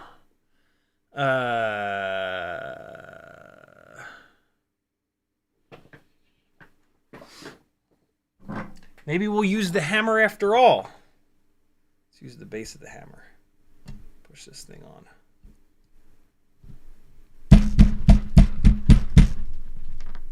Ah! Nope. Ow! I've got 3 of the damn things on. I just need to get the last one through here. Chronic Nugget says, do you game much outside of racing stuff? I leave DayZ on for hours and hours. Like, I'll set my guy up in my base and just, like, lay him down so he's not going through much food or water. And I'll let it sit over there on the TV. Like, I'll even turn the TV off, and I just want the audio. And it lets me, like, listen for cows and deer and shit that I can then go murder and or people. Although I play on a DayZ server that's, like, pretty much all PvE. There's like a PvP zone, but it's mainly player versus environment. But I don't, like, actually play the game all that much. Like, I only actually play the game for maybe, I don't know, half an hour a day or so. But yeah, the game kind of sits on. It's like the weirdest way to play, but that's really it. It's that and GT7, and I really try to spend as little time playing video games as I possibly can. Just because, like, this is, you know, being your own boss, running your own business, whatever the hell I'm doing here, is hideously time intensive. And so I gave up video games forever. I gave up video games for FPV, to be really honest. I was super into Minecraft and Diablo 3 back before I found FPV. And then, yeah, I really just all but completely stopped. I did revisit Diablo 3 when we first moved in here, and Azalea was, like, strangely interested in it. There we go. So I put them on the side of the desk, and I just used these to kind of push. And I don't know, all of a sudden it worked. But stretching the TPU out definitely did help. All right, so those guys are good now. So yeah, I don't play much video game anymore, which is fine. It's by choice. This is cool. This is actually very cool. I want to show you guys this. There's some really smart stuff in here. So you guys have seen this style of antenna mount before, right? This is very similar to the antenna mounts that I run on most stuff. One of the problems is clamping this antenna down. Is clamping the antenna wire down and having it not loosen up. And I used zip ties for that. But they have just printed this little thing here, which slides right over it like that. That is super cool. That is a super cool little solution to that problem. We'll see if it actually works once the antenna tube is in there. But that's a neat little setup there. I dig that. I like it a lot. All right. Superlux says you can do both. You should game with me on Tuesday and we can try to speedrun Minecraft. All of my gaming is done on a PS5, which immediately eliminates any ability to game with anyone else ever, because nobody else. Apparently, I'm the only one that has PS5 on Earth. Yeah, I haven't figured out a way to do both. The times that yeah, I've not figured out how to do both, and that's fine. That's totally fine. But I get a little bit of gaming in. It's all good. I'm happy. You know, that's the point, is to do things that you enjoy, not just things that make you money. Cold Front and Penguin with $5 super chat. Thank you, brother. He says, can I use only the dynamic notch with help of Blue Jay's ESC config? So first and foremost, Blue Jay's ESC config and the dynamic notch have pretty much nothing to do with one another. Instead of the bidirectional D-shot in Betaflight on an F411 AIO. That is a tough question to answer because it kind of doesn't make any sense. The dynamic notch filters are there to filter out vibrations.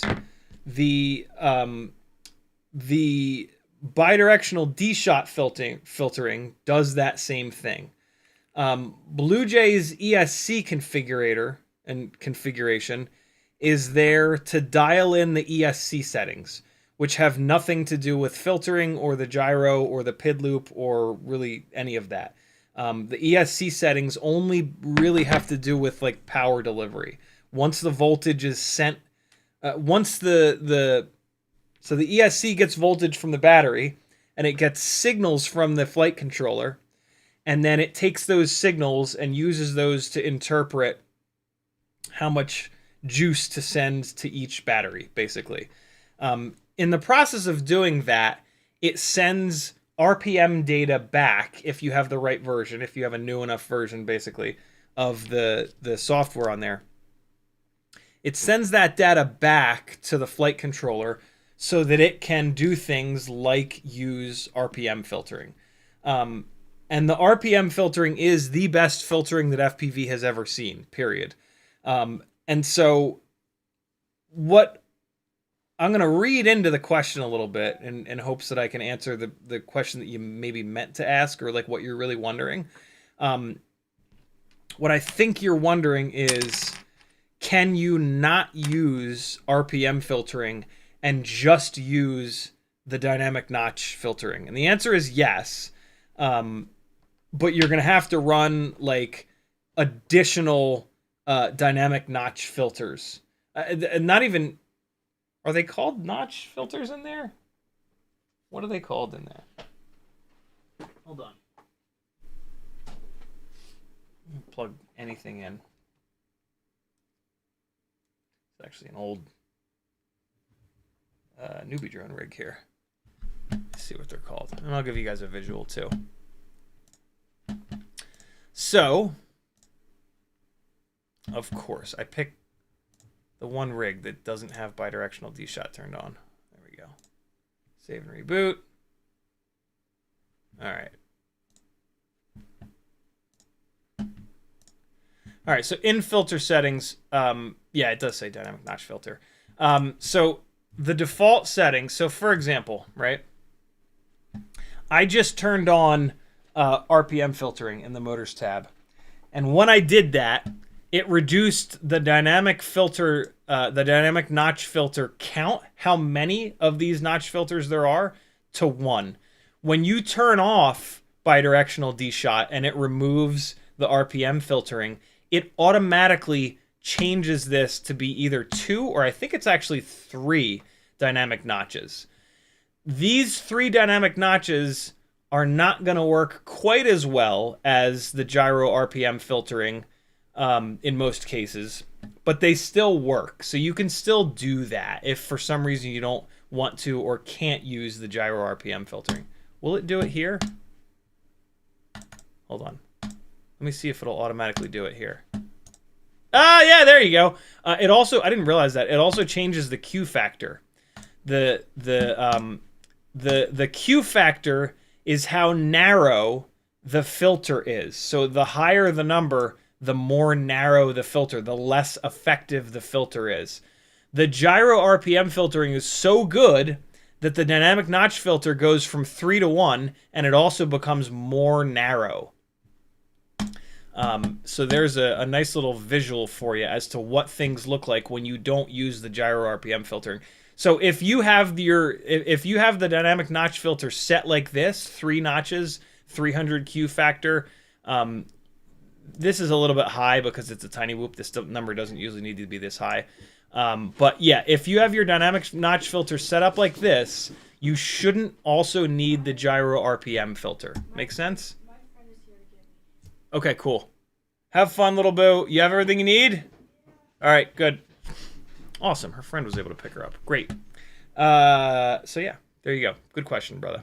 I see Brandon's Baked Beans is in the chat. If you have any even more, if you need more help, he's your man. He knows more about filtering and Betaflight than I do.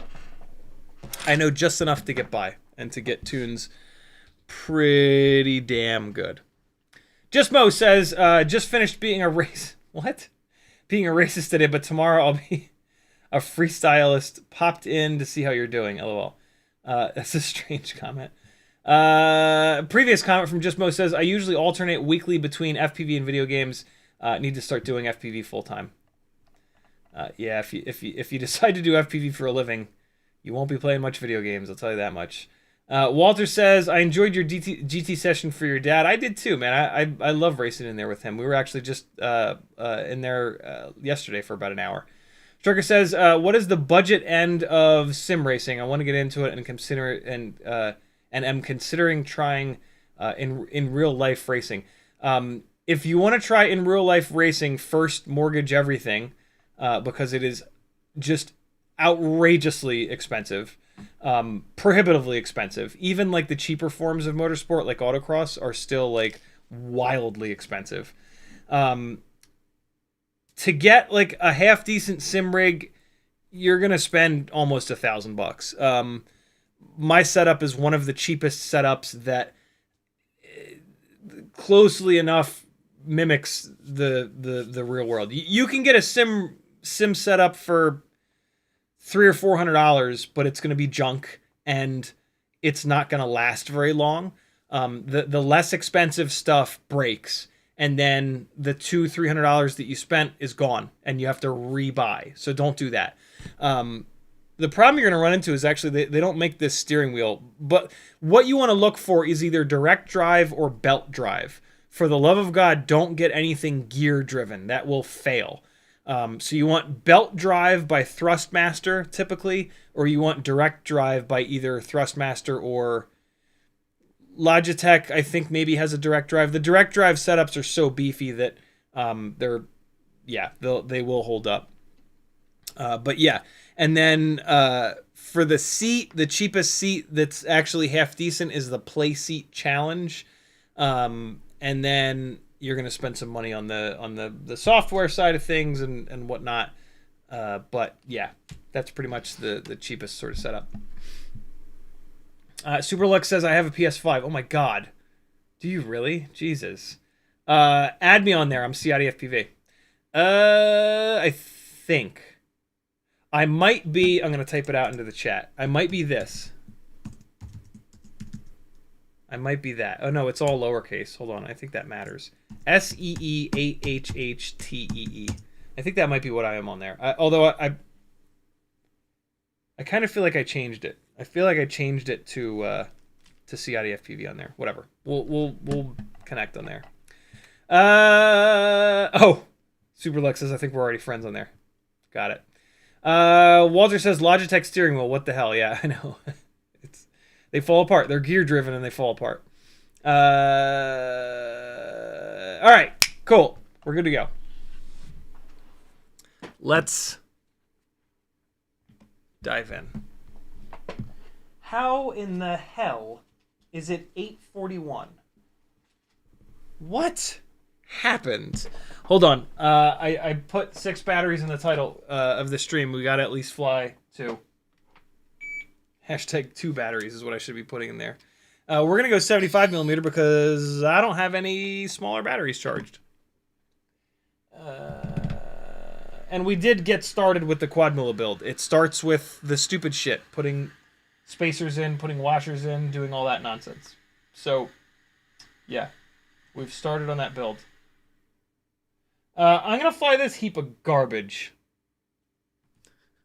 It's not a heap of garbage. It's kind of a heap of garbage. This is a Meteor 75 Beta FPV bind and fly that I've swapped the motors. I've swapped it over to Flywoo Robo 1002 23,500s on the Gemfan biblades. And I'm gonna prove to you that you can fly inside the house with 75. It's not great, but it is doable. Try not to crash, because it's going to hit hard enough to break shit. Superlux says he's live in 20 minutes. I thought you started later on Sundays. Very cool. After me, you guys can go get some Superlux. Yo! Chronic Nugget says, don't know how long it's been since you've looked at sim stuff, but Fanatec and Moza are the current top dogs for budget direct drive wheels. Yeah, but their version of budget is very different than Thrustmaster's version of budget. Fanatec and Moza stuff are great, don't get me wrong.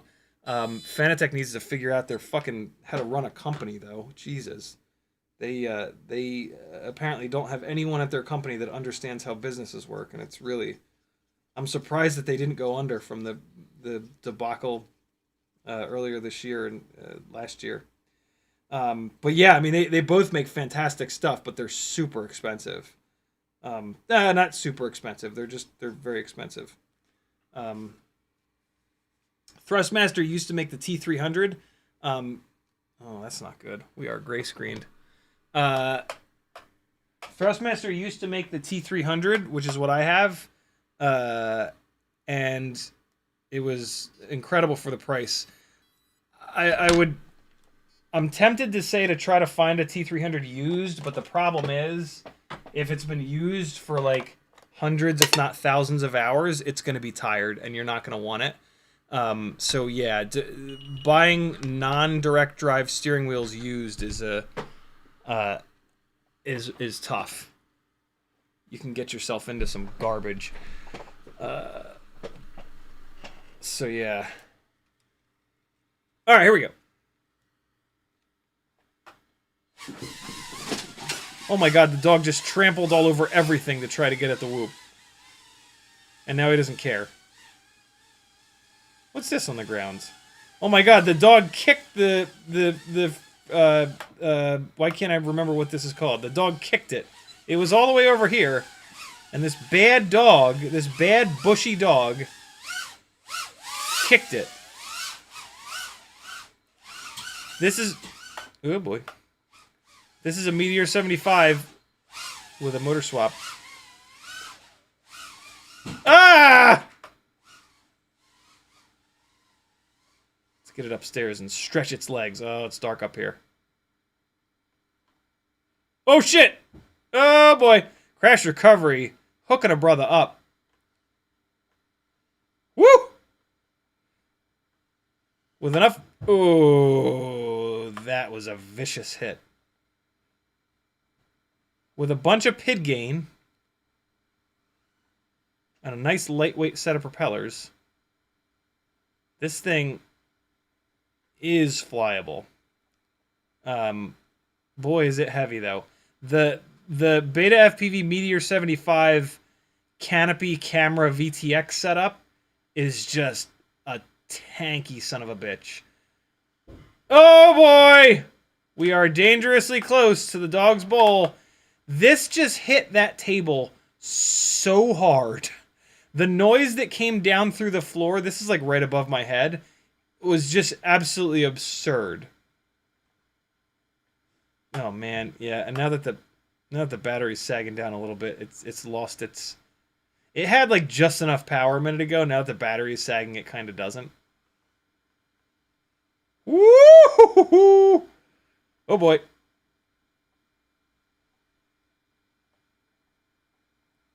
See if I can match speed with this fan. Oh, it hit me! Oh no! Oh, good. We're on top of the cabinet. I thought we were going to fall down into the sink. I think the sink has standing water in it right now. Oh shit, the fan hit me again. Fan's aggressive tonight.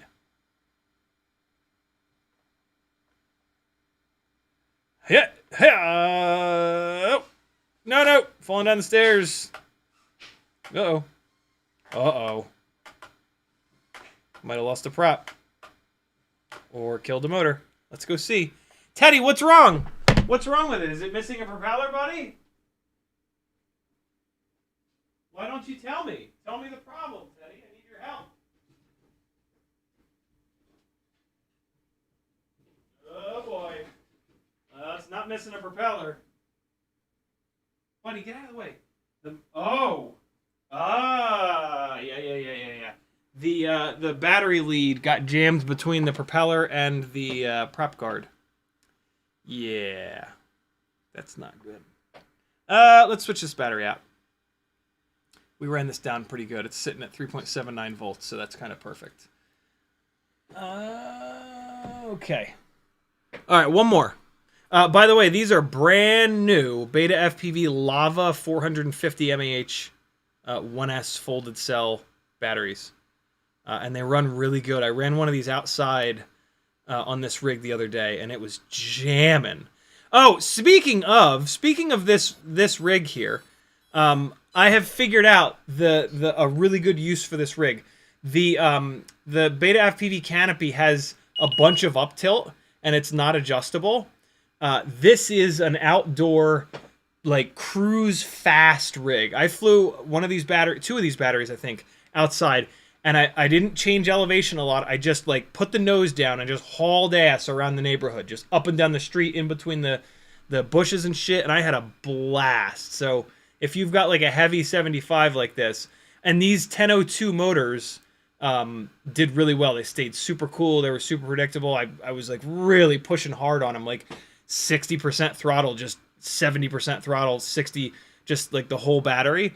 And I got good run time, and I had a blast just like hauling ass. So yeah, that's what I think I'm gonna keep this rig together. I thought that I was gonna pull it apart and use the AIO because it's a Beta FPV Cross AIO. But I think I'm actually gonna leave it together and just use it to like run long lines outside. Wow, an angry dog. He's not angry. He just wants to eat the tiny whoop only when it first takes off. Look how German you are, dog. Let's get that fluff blowing. Let's get that fluff blowing in the wind. I saw teeth on that one.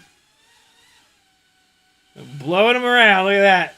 Yeah! Have you ever seen a more glorious dog? Oh! I saw teeth. Whoa! Easy, big fella. Oh! Cowardly ass dog. He only is he cowardly or is he just lazy? Oh shit! Oh god. This hovers at a higher throttle than I'm used to because it's so heavy. Oh, I hit the thing! Oh boy. Scary, scary. Uh-oh. Uh-oh. Uh-oh. Oh, the left front motor has lost its propeller. I can hear it. Look at this dog, man. What a little wanker. Yeah, we lost the propeller. All right, that's good. Ah, there it is.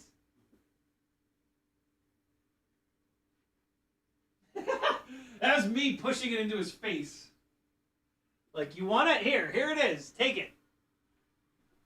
Eat the tiny whoop, you dog. All right.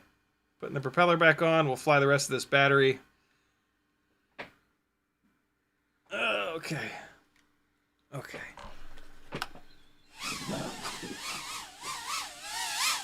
It's so funny, man. Like, it first takes off and he's so interested. And then he couldn't be any less interested. Like a split second later. It's very, very confusing. Oh, oh, oh. Uh-oh. Oh, there he is. Oh, there he was. I see you.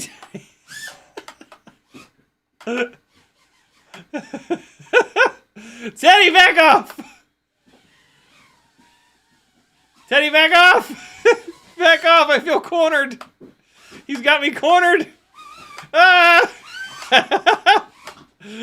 Teddy, stop. Teddy, stop.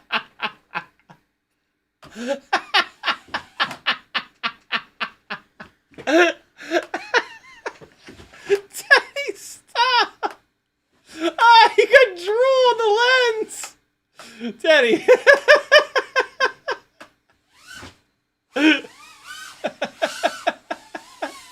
Look at the drool all over the lens.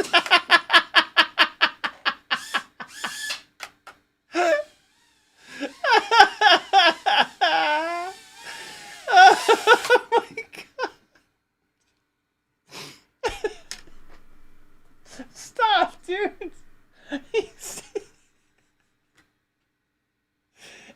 He's like getting more and more. He's getting more and more aggressive, but he's still such a. He's just like, he's still so afraid of it. And so, I don't know, it's super weird. Oh, shit. Oh, for fuck's sake. Oh, boy. Hold on, let me. I have a stomach ache now. Oh, whoa. That prop wash. A big part of that prop wash is the weight. This thing is, it is a chonky fat nugget. But let's see if we can get a little bit more. Oh man, I got the tune pushed to the max. Jesus. It does. I don't think that. Wow, I got the tune pushed really far. I don't think it's gonna put up with the tune this. Nope. Yeah, the tune was already at the absolute limit. Yeah, so I need to back that down. I'm actually going to back it off a little bit extra, because I did notice that the tune was, like, dangerously close to the limit. That's going to be a little bit better, but that's actually going to handle prop wash worse. This is a situation... This is a situation where you've got a rig that is a little bit too heavy for the amount of weight. I'm sorry, it's a little too heavy for the amount of power that it produces, and when that happens, you got to run the PIDs really high like this. Oh god, that was just the worst. Ah, I was trying to make a correction because I was not lined up properly. Come on, Mega Power Loop. Ah! Man, this thing is fat. Hey! Oh.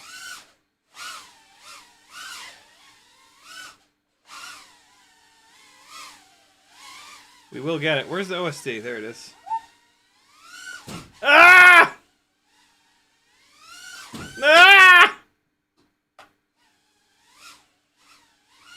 Durability testing has begun. Man. Let's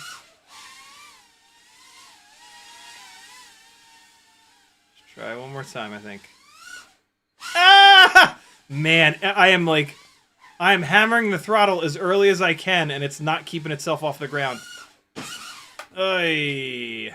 That's tough. It is tough to do the ultimate mega gigundo power loop with an underpowered rig. Ah! Last time my ass. Hey! A little bit ugly. Getting out of it, but I'll take it.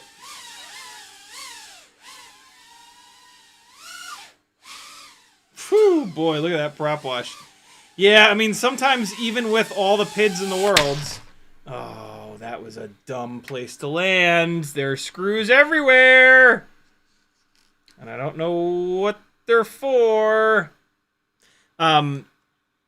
Yeah, there is a point where all the PID gain in the world can't make up for a rig that's too heavy and or doesn't have enough power.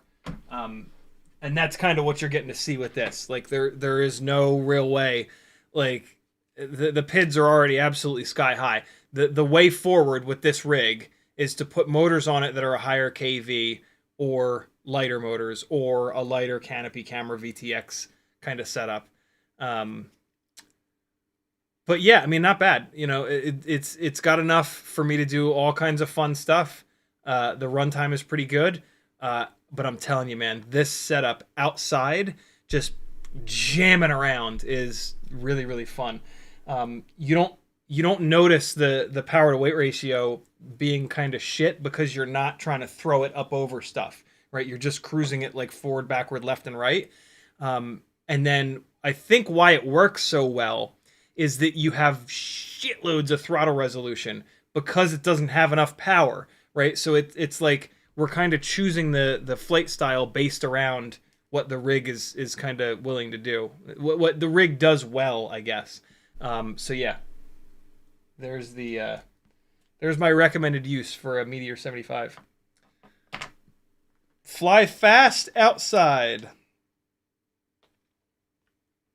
We got a little bit of flying in. I didn't lie in the description of this video. I'm sure that you wanted to see me do more on the Quadmula build, but man, it is hard to build while I'm live streaming. Like, there's good questions coming in. It's hard to like talk through a good question while I'm building. So yeah, I'll do some building over the weekend, and then you'll see some stuff on Sunday.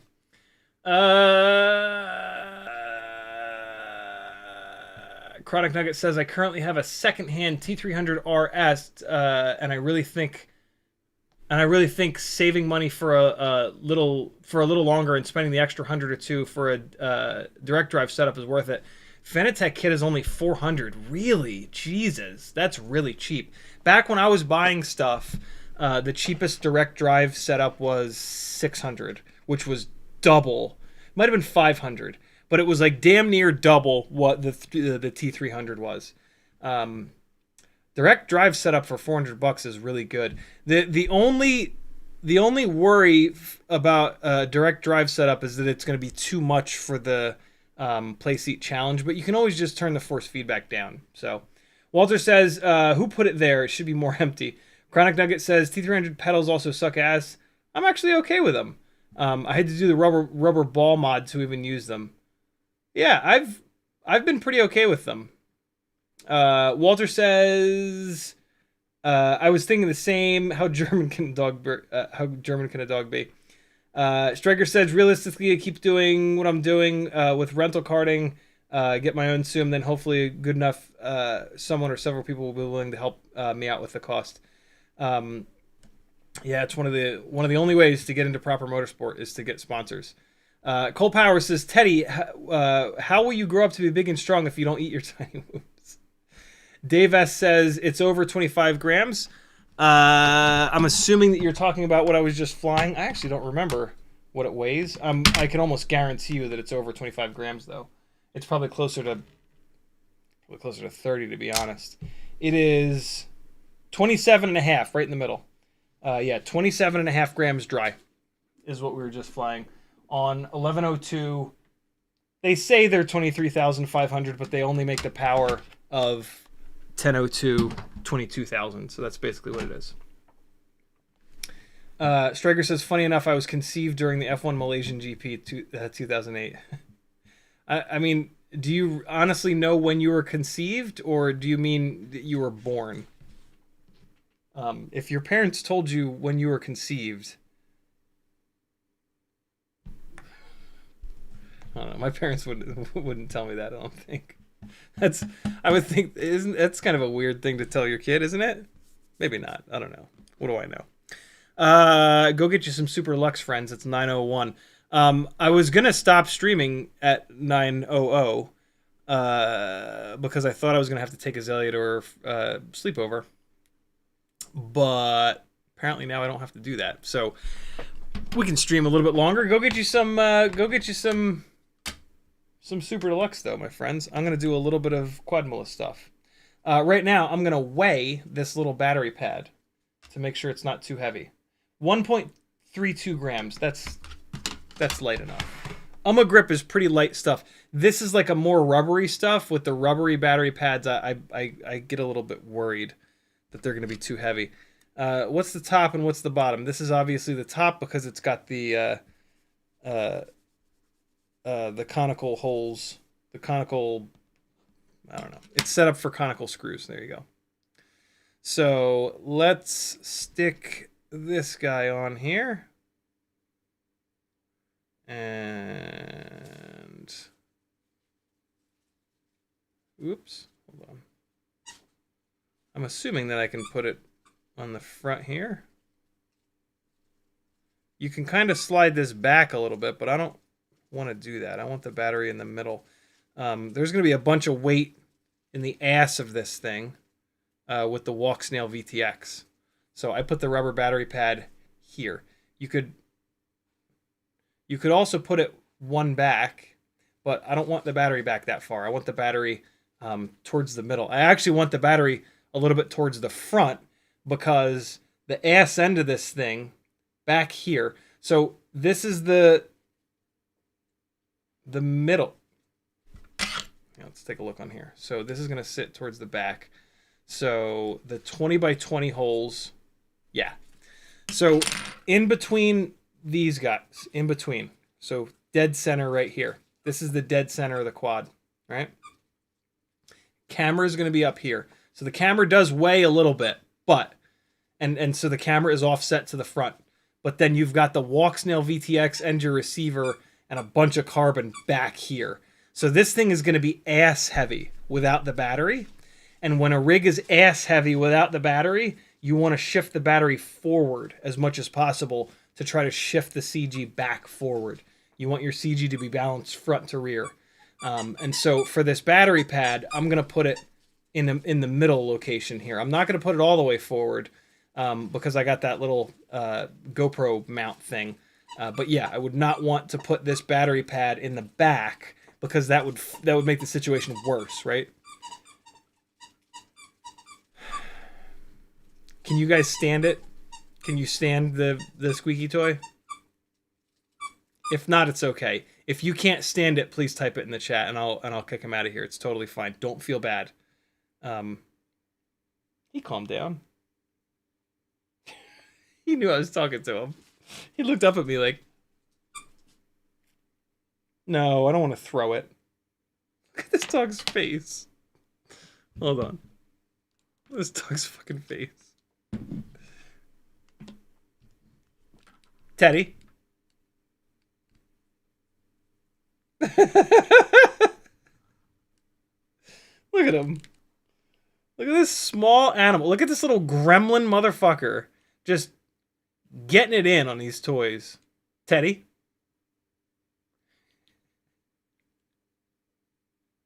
He's looking right at you. Ah, you're a good boy, buddy. You're a bad boy, but you're a good boy. Cold Power says, after a while, you don't even hear the squeaking anymore. Yeah, I know. For me, yes, I know. But if it's going to drive you guys insane, please let me know. If you're listening to this after the fact as like a podcast, please leave a comment if the squeaking drives you completely insane. Do not feel bad. Buddy, I cannot play with you right now. I'm so sorry. Go away. Okay, we don't need this. What we need is this and that. We don't need the arms. We don't need the motor mount screw pack. Bottom plate screw pack. We do need this. These came with the Walksnail thing. So I don't think we'll necessarily need these right now. Backup screw pack, definitely don't need those. I can actually put those in the tube. Very cool that they give you a specific backup screws pack. Not everybody does that. These screws came with the Walksnail setup, so I'm actually going to leave them sort of together. Will this fit in there? Hey, look at that. I'm going to end up using this double antenna Walksnail thing because, yeah, double antennas. And then when I landed, I smashed these screws around, and I don't... I have these 4 screws that I don't necessarily know what they're for. Yes, I do. They're for the motor things. Yeah. There we go. Yeah. What is with that fucking commercial with those 2 impossibly handsome guys in a fucking... in a garage going, yeah. What the fuck are they on? What drugs do you have to do to act like that in a commercial? All of them? All right, it's all of them, isn't it? This little thing goes on the little jib jab. Let's just get that in the right spot there. All right, we is organized. Stack screw pack. There we go. I don't actually need the bottom plate screw pack because we're not putting the bottom plate together yet. And then the top plate screw pack, we also don't need that. So this is what we need. Let's get the stack kind of figured out here and see what... well, first and foremost, actually, let's make sure that the Walksnail VTX is going to fit. And yeah, it'll easily fit. I can just see. So this is where the standoffs go here. Plenty of room, and then there's another set of standoffs all the way up here. So yeah, this is completely fine. This will fit in here easily. I think what I'm going to do is mount this to the bottom plate, and then just double-sided tape the receiver, little Beta FPV ELRS receiver. Just double-side tape that to it. I've done that before and it's worked totally fine. When the Walksnail gets hot, the VHB tape like really seeps in. It's really nice. This camera is not facing correct. There we go. Oh man. There we go. Well, wait, no, hold on. Let's put it like that, and then I'll just move this. Yeah, there we go. There we go. This camera is sideways, though. Oh, fart.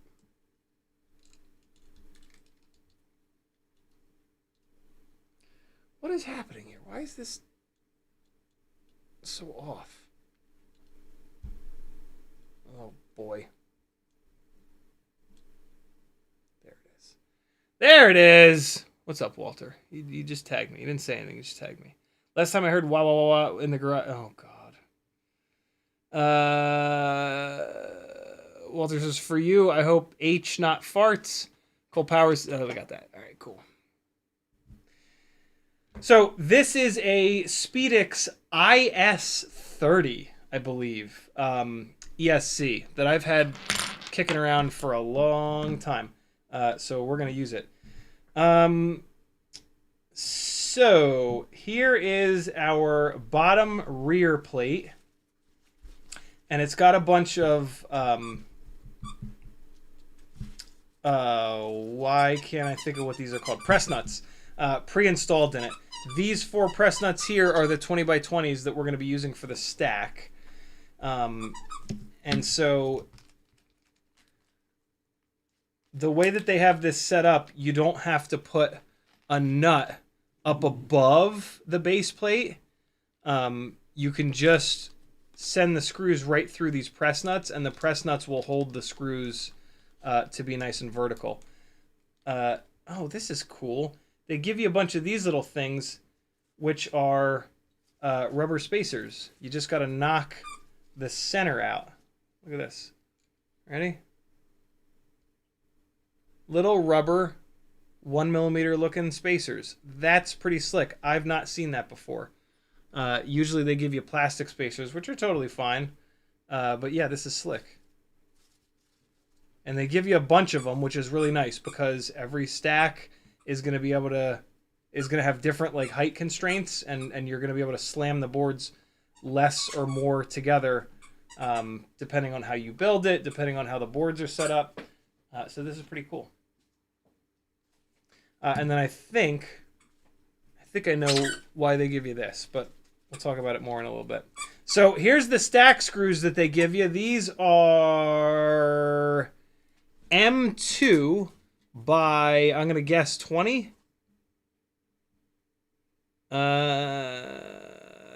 either M2 by 20 or they're M2 by 22. And so all you do is send it up through this press nut. If you don't want to do it in the other direction because then it would rip the press nut out. You want to do it in this direction so that the press nut stays in, right? These press nuts are not washers. Cool. So you send it through here, and then all you got to do is tighten it up into the press nut, and now you're good to go. You don't have to worry about... I mean, you're going to have a spacer on the other side here because you're not going to be able to mount the ESC directly down to the flat carbon, but still, you don't have to worry about putting a spacer here. This screw is nice and strong now because it's in that threaded press nut. That's really cool. What is a little weird though is that they give you a conical screw. I'm actually not going to use these screws. This is a conical screw. This is not a conical press nut. So I'm actually going to swap this. Well, no, this will be fine. The conical screw is going to sit against this press nut pretty flat. Yeah, I'll use the included hardware. It's fine. It's fine. Kind of drives me... Well, I kind of want to take a drill bit and just put a little bit of conicalness to these.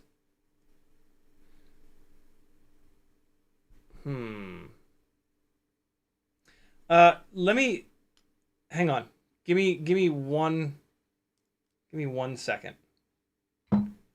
Give me like 30 seconds. Here's the Tiny Hawk flying with the other 550 mAh battery, and I'm gonna leave the audio on. All right, here you go. Hopefully, I don't say anything bad. Nah, it can't be upside down, rye bread. If it were upside down, you would rip the press nuts out. These press nuts, I'll show you when I get back. Teddy, god damn it! Be right back. Let's get some throttle expo.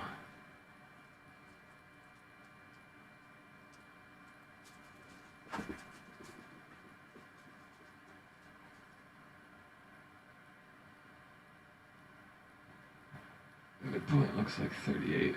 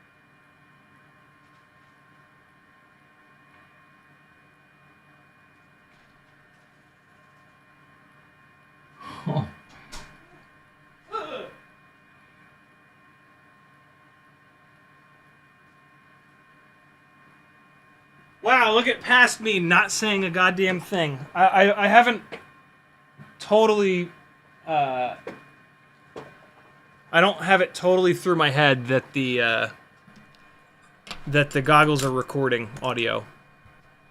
Also, I think Azalea was like in the kitchen or something, so I didn't want to be an idiot. So I took a 5/32 drill bit, and I just ever so slightly put a little tiny bit of a dish into these.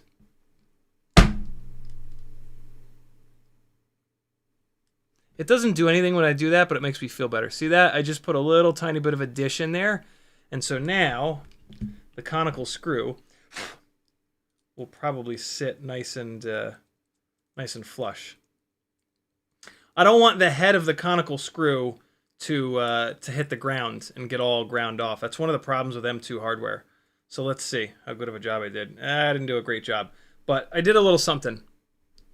It's better than nothing. See how it's still sticking up a little bit? But still, it's down there a little bit more than it was before. That's fine. I'm gonna leave it. Maybe if I give it a little crank, it'll sit more flush. No, I just didn't remove enough material. So I'm gonna put all 4 of these through here. Again, go get some Super Lux, friends. Go get it. Go get some. Italian Made Man says, what's TPU stand for? I actually don't know. Thermoplastic urethane, Crom says. Very cool. All right. And... oh, fuck me in the ass. You guys were right. This is... wait, no. Oh, right. I'm thinking about the base plate backwards. Good call. Sorry, guys. I was thinking of the split base plate, the sitting the other way. It actually sits this way. Yeah. Yeah. Is there... there's another... this plate had... oh, I see what they did here. I see what they did here. I actually don't love this. I don't love this setup. Unless they put holes big enough in the other piece. In the other part of the base plate. Where is the other part of the base plate? Where the hell did the other part of the base plate go? There's the top plate. Here it is. Ah, they did! They put holes that are big enough. Okay, okay. Alright, so here's how it actually goes. Apologies. This piece goes here, and this piece has the conical bits in there. Man, I was like, yo, everything is so well thought out on this. I'm shocked that they would set it up like this. Sorry, guys. Sorry, guys. So this piece goes, and this piece has the screw holes set up as conical. That's your dead giveaway. So you actually screw this piece down, and then look at this. I've seen this done before, and then the next base plate, it just covers this up, and so you have to take the other base plate off. But what they did is they made these holes just barely big enough. So you can get, once this thing is together, this is where the camera sits, you can get these screws out. That is awesome. Way to go, Quadmula. Yeah, I had my brain sort of reversed. My bad. My bad. This is a cool setup. I like this a lot. I've actually not seen this exact setup before. I've seen very, very similar, but not this exact layout where this piece that lets the arms hook in is permanently in here. This is a neat way to solve this problem.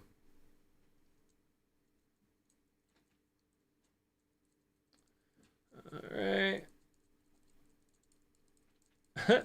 Walter says, somebody made a smart remark. RTFM. What does that mean? Yeah, read the effing manual. All right, so there we go. So you secure that guy on there with those four, and then just I'm actually going to Loctite these guys. So let me put Loctite on the screw, and then I'm just gonna back it out a little bit. So these press nuts are gonna act as washers, which is totally fine. Since I have them cranked down, I'm just going to take the lazy way out and put a little bit of Loctite at the bottom here, and then I'll back the screws out, and that'll drag the Loctite in. Okay.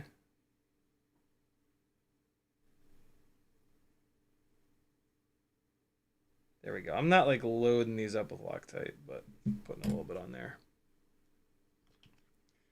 This is Mercury Adhesives Thread Locker Medium Strength. It comes with a little brush. It's really, really nice. If you haven't seen Joshua Bardwell's video about that stuff, you should check it out. It's pretty goddamn hysterical. All right, so just back them out a little bit to drag that Loctite in there, and then retighten them.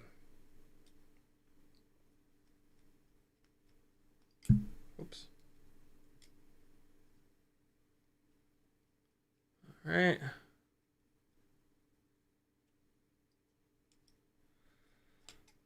There we go. Rockcrawler says, late to the party. Jeep Invasion, huh? That sounds fun. Okay, cool. So these are now Loctited a little bit, not like crazy.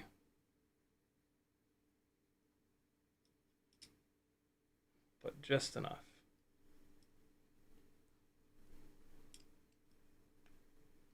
All right. So just in case you're totally confused, this piece goes here, and then the arms lock in like that, and then the bottom split plate comes in here and sits like this, and that's how the arms kind of sandwich. For whatever reason, I was thinking about this thing upside down the other way, which makes absolutely no sense. Okay, stack screws are in. Oh, actually, you know what? I did want to check, just out of curiosity, which LED, this is important stuff, which LED race wires will work. So if I kind of bodge an arm in here, what the hell's all over my hands? That's liquidy and black. Oh, it's because it's got the, it's Loctite mixed with carbon fiber dust, I think. Get some of that Loctite off of here. All right. That should be better.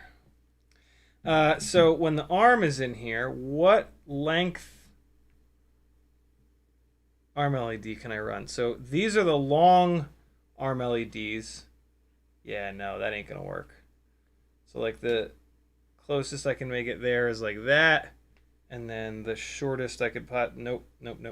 So the 20 millimeter, no, 25 millimeter race wires will not work. You're gonna need 15s or 20s. These are from Tiny's LEDs. These are their little 15 millimeter. Yeah, 15 millimeter long LED race wires. These are the ones that are going to be required here. So it's going to sit like that. That's about as close as you can sit it to the base plate here, because you need the room for the wires to jump up and over. Ah, shit. So yeah, that's about as close as you can sit it. And then the easy way to spec out the motor length is to put the motor length into the hole, and then just look at like the amount of extra wire here. See, this is perfect. This has got just a little bit of wire. You're clearing the shrink wrap that's on the end of the motor, and that'll be good to go. So, huzzah. That is going to be totally fine. So I'm going to use these guys. All right. And So IS-25 or IS-35 by Speedix. As you can see, it's a little bit loose. This is set up for M3 screws. So I need an adapter. The most readily available adapter is the brass collar fittings for threaded inserts. The M2 threaded inserts here work perfect as M2 to M3 spacers. These little bastards that you probably have some in your toolbox already. This is so nice to adapt M2 to M3. Okay, and to hold your extra sharp tweezers closed, apparently. All right, so we just throw these on down there. I'm gonna make a quick assumption that the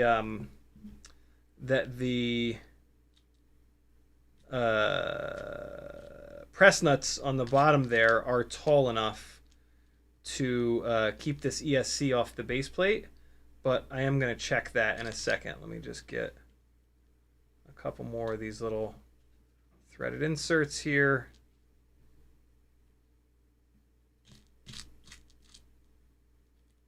And there we go. All right, so these threaded inserts I'm not going to use as spacers right now. These are just for converting M2 to M3. These are going to disappear inside of the blue rubber grommets. The only way that I remember that this is a Speedix IS is the blue rubber grommets. So here's how you check clearance. You put these bastards all the way down. I could have technically done it without these, but I mean, I need them anyway. So you throw these on. You can also just use rubber grommets that have an M2 inner diameter. Those do exist.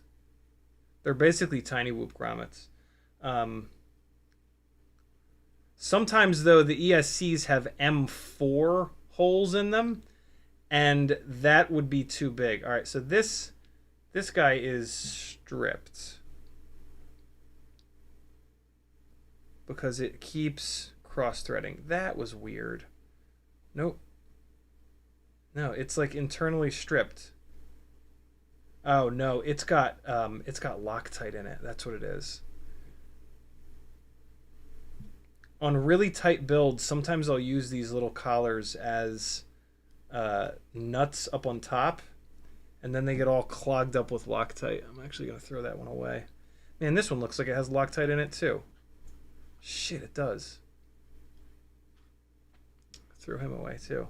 Is this guy okay? Nope. Jesus, they all have Loctite in them? Is that, what am I doing here? I have to go back to the goddamn well. Where are the... There's one. The ones that are clean are bright and shiny. There's another one. Come on, one more, baby. There it is. They were all at the bottom. That's what was going on. Okay, here's how you check ESC clearance. Get your stack screws in, drop the ESC down, and look at it. That's it. That's how you do it. Being mindful of where the USB is going to come out, because I need it to get up to the top plate and plug into the battery, right? Also kind of thinking about where the battery is going to sit. This is not great. This lead has this stupid capacitor in it, and that kind of keeps it from getting to where I want it to be. That might be okay though. If I look at like where the top plate's gonna sit, it's gonna be here, and then so this can come out and sit up like that. That might actually be all right. Nope, it's not going to be. I need to get the capacitor off of here.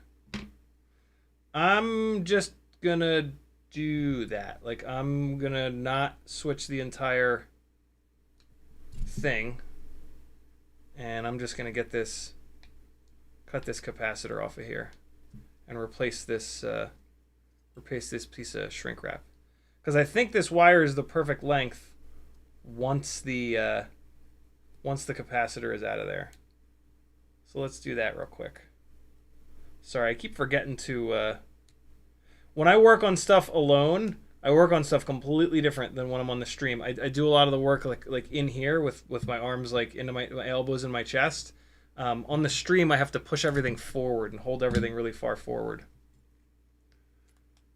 All right, so I am going to... Yeah, I'll use the soldering iron. I was thinking about just clipping the leads and throwing this guy away, but nah, I'll remove him and maybe use him in the future. This is a 25 volt, 220 microfarad capacitor. All right, so let me just put a little touch of flux on here. I'm going to try to get these both at once.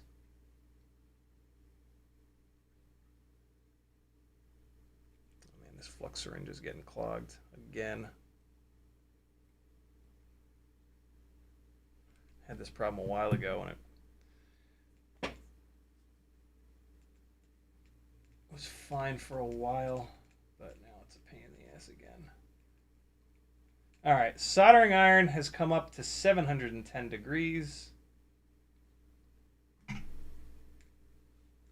Let's take this capacitor off.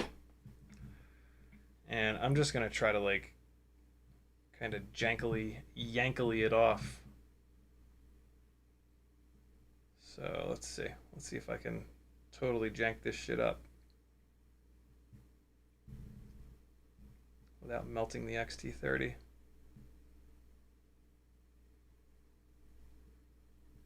Come on. Come off.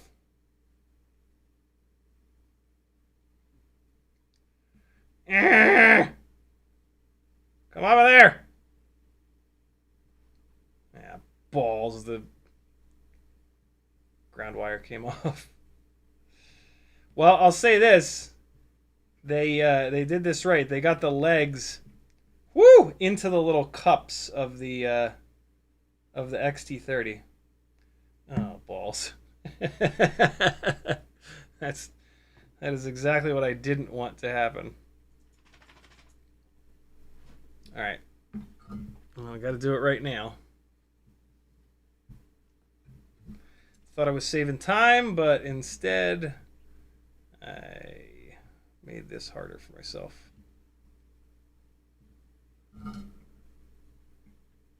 Welcome to FPV. There we go. There's one. There's the other. That's so hard. All right, so now I have to re-solder this guy.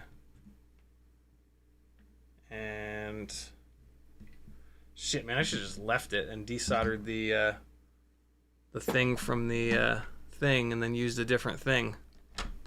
You know what I mean? What's up, you Jellin? I haven't seen you in a while. So when you're doing work on XT30s, they love to melt. So take the other side and plug that in.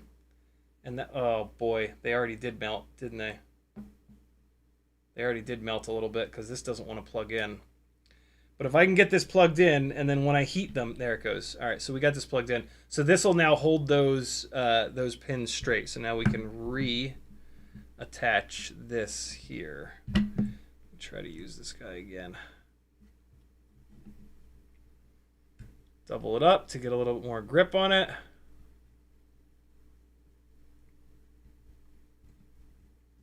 All right, so round on XT30s is not ground. The flat side is positive.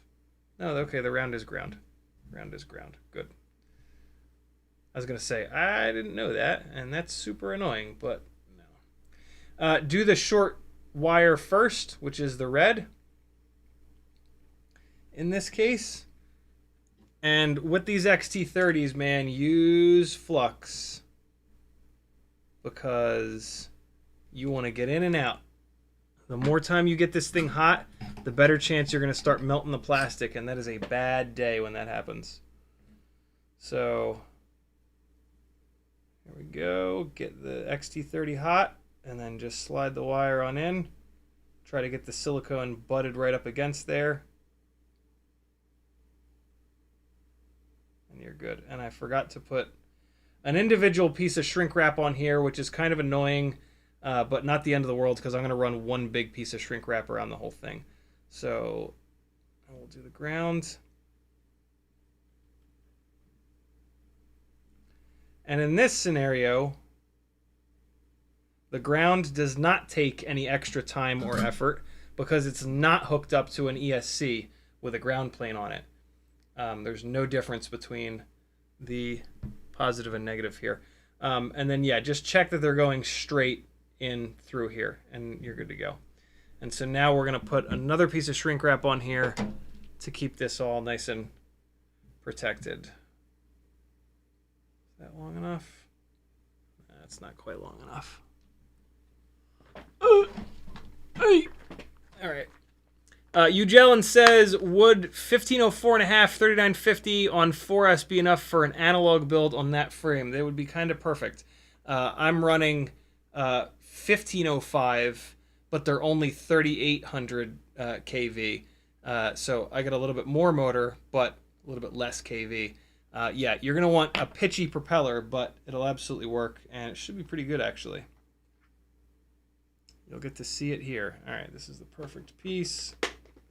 All right, just long enough? Yeah, good deal. Is it big enough? Nope, it is not. All right, so we're going to stretch this. Shrimp wrap, if you get a good brand of shrimp, good like Alaskan shrimp wrap, you can actually stretch it. Most shrink wrap is a 2-to-1 shrink ratio. You can stretch these to be like 3-to-1. Sometimes it feels like even like 4-to-1. Just be careful when you're stretching it. If you stretch it too much, it rips and you got to start all over again. So just stretch it very gently. Make sure that you rotate it like that to stretch it evenly.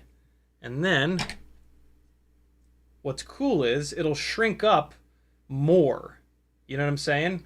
Like this will shrink all the way down onto the wires more than if I was to use a piece of bigger shrink wrap that would actually fit over the XT30. Top tip for you. And then the other top shrink wrap tip is if you're using clear shrink wrap, hold the flame really close. The blue part of the flame has less carbon and it will turn the clear shrink wrap less black. So whenever I do this, I hold the lighter right up to the shrink wrap. Even if I'm not using the clear stuff, I just do it out of habit. And there we go. So now, when the top plate is on, nope, it's on here like this. I've got a little bit of extra room in these wires because they're not going to kink from the capacitor. And these wires will sit exactly where I want them to, right next to the battery, in theory. We'll see once it's fully together, but yeah, that's looking a lot better now. Cool. And now I can pull this other part of the XT30 off because I'm not worried about the plastic melting anymore. So there we go. That's on there, which is nice. I can put this back. So yeah, we're gonna go capacitorless on this build, and we'll see how it does, because I don't necessarily think I have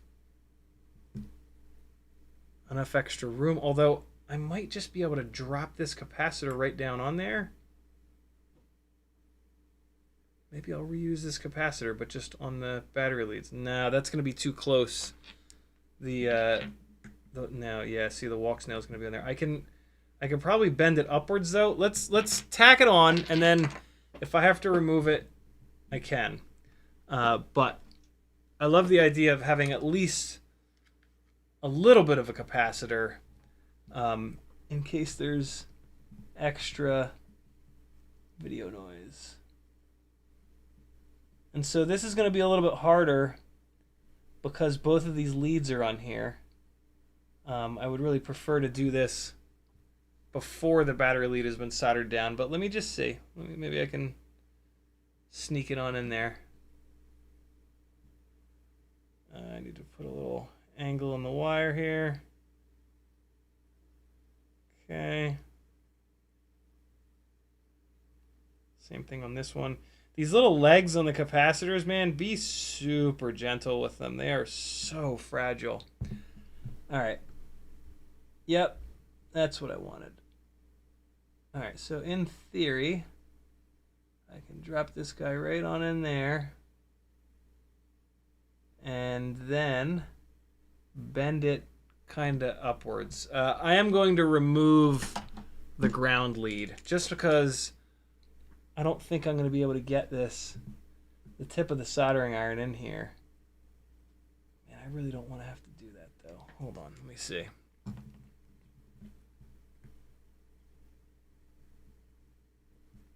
Ah, there we go. There we go. There we go. The question becomes, can I get the tip of the soldering iron in there? Yeah. I'll be able to get it. Okay, cool. So let's do this. Just get a little bit of flux on there. All right. This is going to be a little bit tight, but we'll be all right. I don't know if you guys are going to be able to see jack shit, but I'll give it a try. That's actually not bad at all. All right, let's see how this goes. This might be a nightmare. This might be a bad idea, for the record.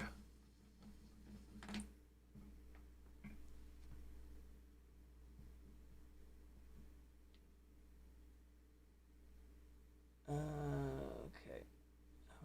I really don't want to burn the capacitor.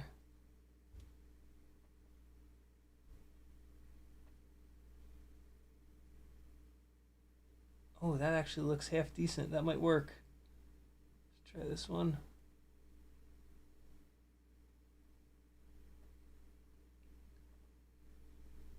Come on.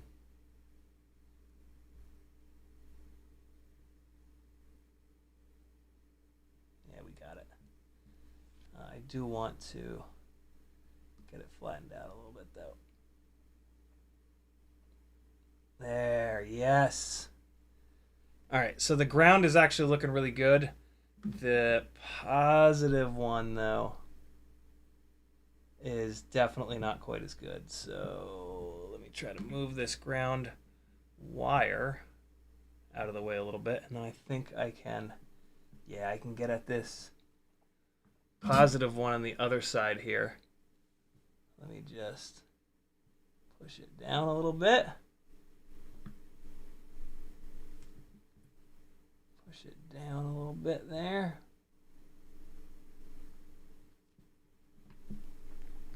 And then, yeah, I think I can make that work. Sorry, this is a lot of focus, guys. I'm having a hard time with this too, though.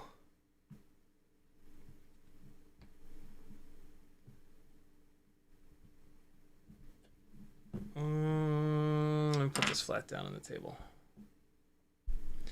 Walter says, why was it not okay? Why was what not okay?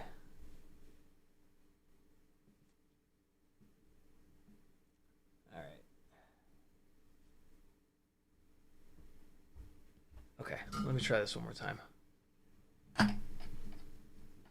And I'm actually going to pick up a little bit of solder this time on the tip of the iron. All right, this is going to be tough, but let's see. Let's see if I can get this.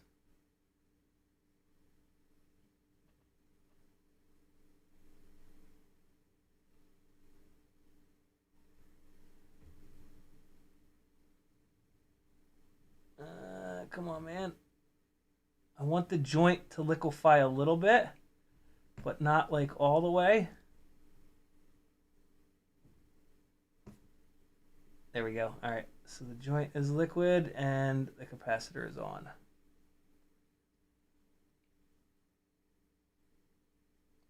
All right. That actually turned out better than I thought. And so now All right, so here's the problem that I was talking about, and now let's see if we can get around it. All right, so this is on here, and then the Walksnail VTX is going to be all the way up here, right? So they're hitting each other, but watch. What you can do is point this upwards. I've done this a couple times and it works shockingly well.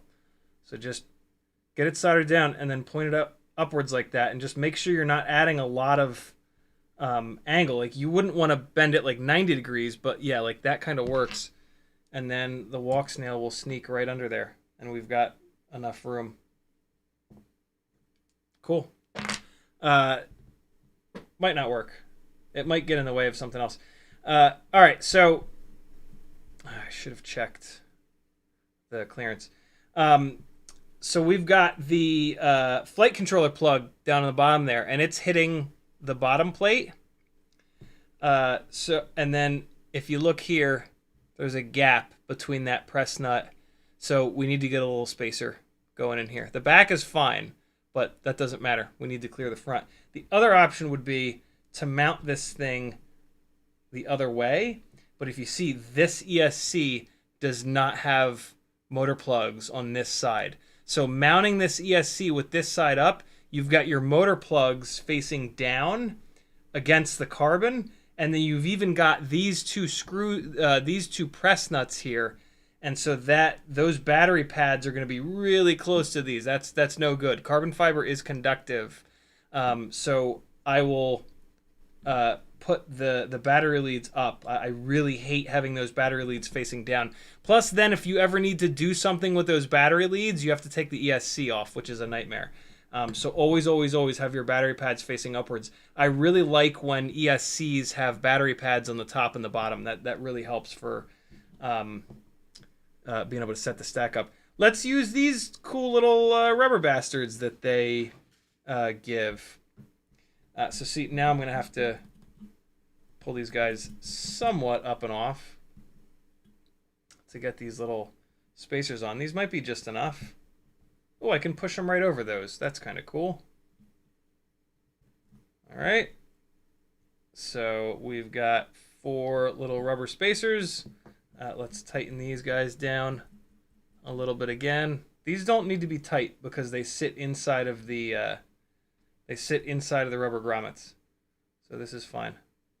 Get them like that, and now drop this down, and let's see how that's doing. So you've got that JST plug there, and you do have a little bit of a gap, but here's the thing.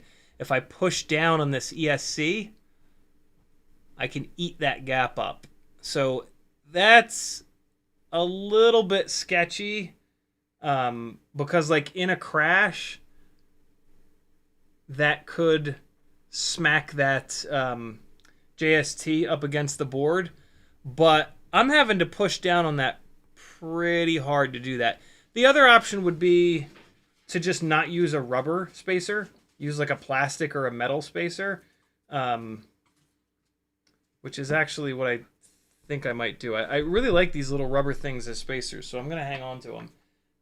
But I think I'm going to use a plastic spacer, and that'll it's still going to have a little bit of give because of the rubber grommet, but it's going to have a lot less give. And so yeah, I'm just going to raid the parts bin here, and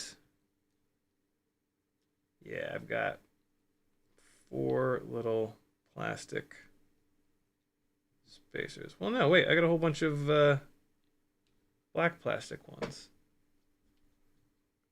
Yeah, man, these are old school, these spacers here. I've had these guys forever. 1mm plastic spacers, man. Figure out who sells them and get yourself some. You're gonna need them. Yeah, there we go. Cool, so let's use these instead. And so now I'll show you the difference. I know this stuff is not super interesting, but this is super important shit. This is what turns like a pain in the ass build that you end up hating.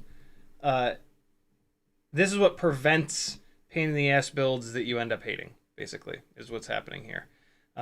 This is how you do a build so that it's dialed in, it's easy to work on. You don't have to tear it apart 3 times because you didn't get shit spaced out right. It makes so much more sense to do it right the first time, in my opinion. So plastic spacers will not fit over the little brass threaded inserts. And so there's the 4 washers, and then we got to put these inserts back on for it to sit properly. I'm just putting 2 of the inserts on just because we're testing, but I mean, at this point, I know this is going to work, so I might as well put all 4 on.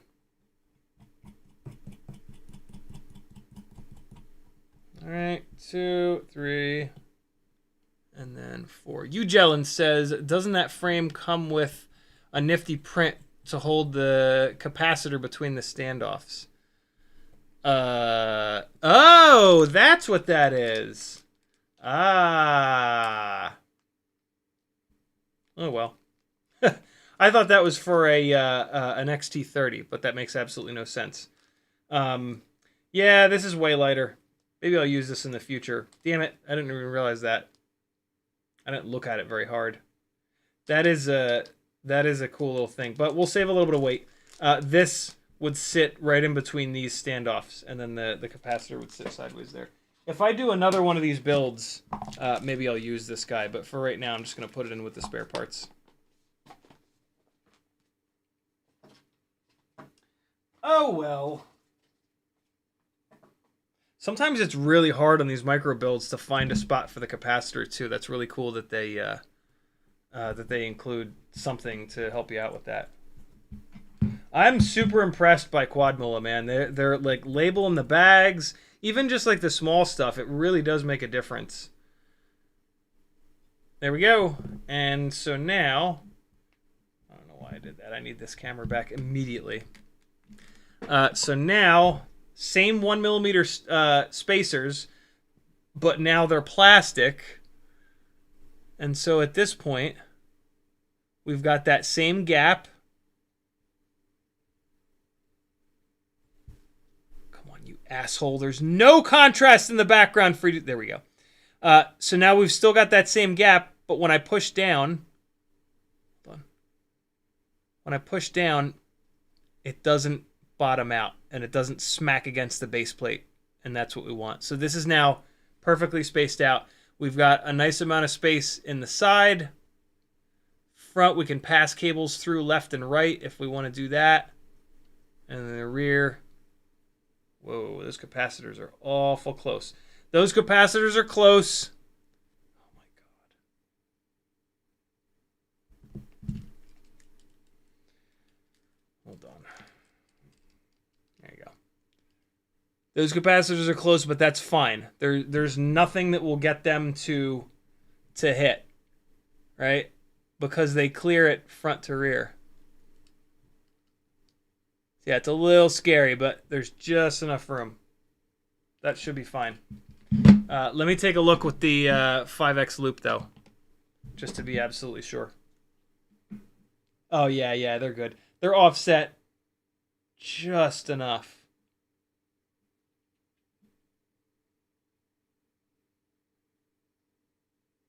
Man, that's close.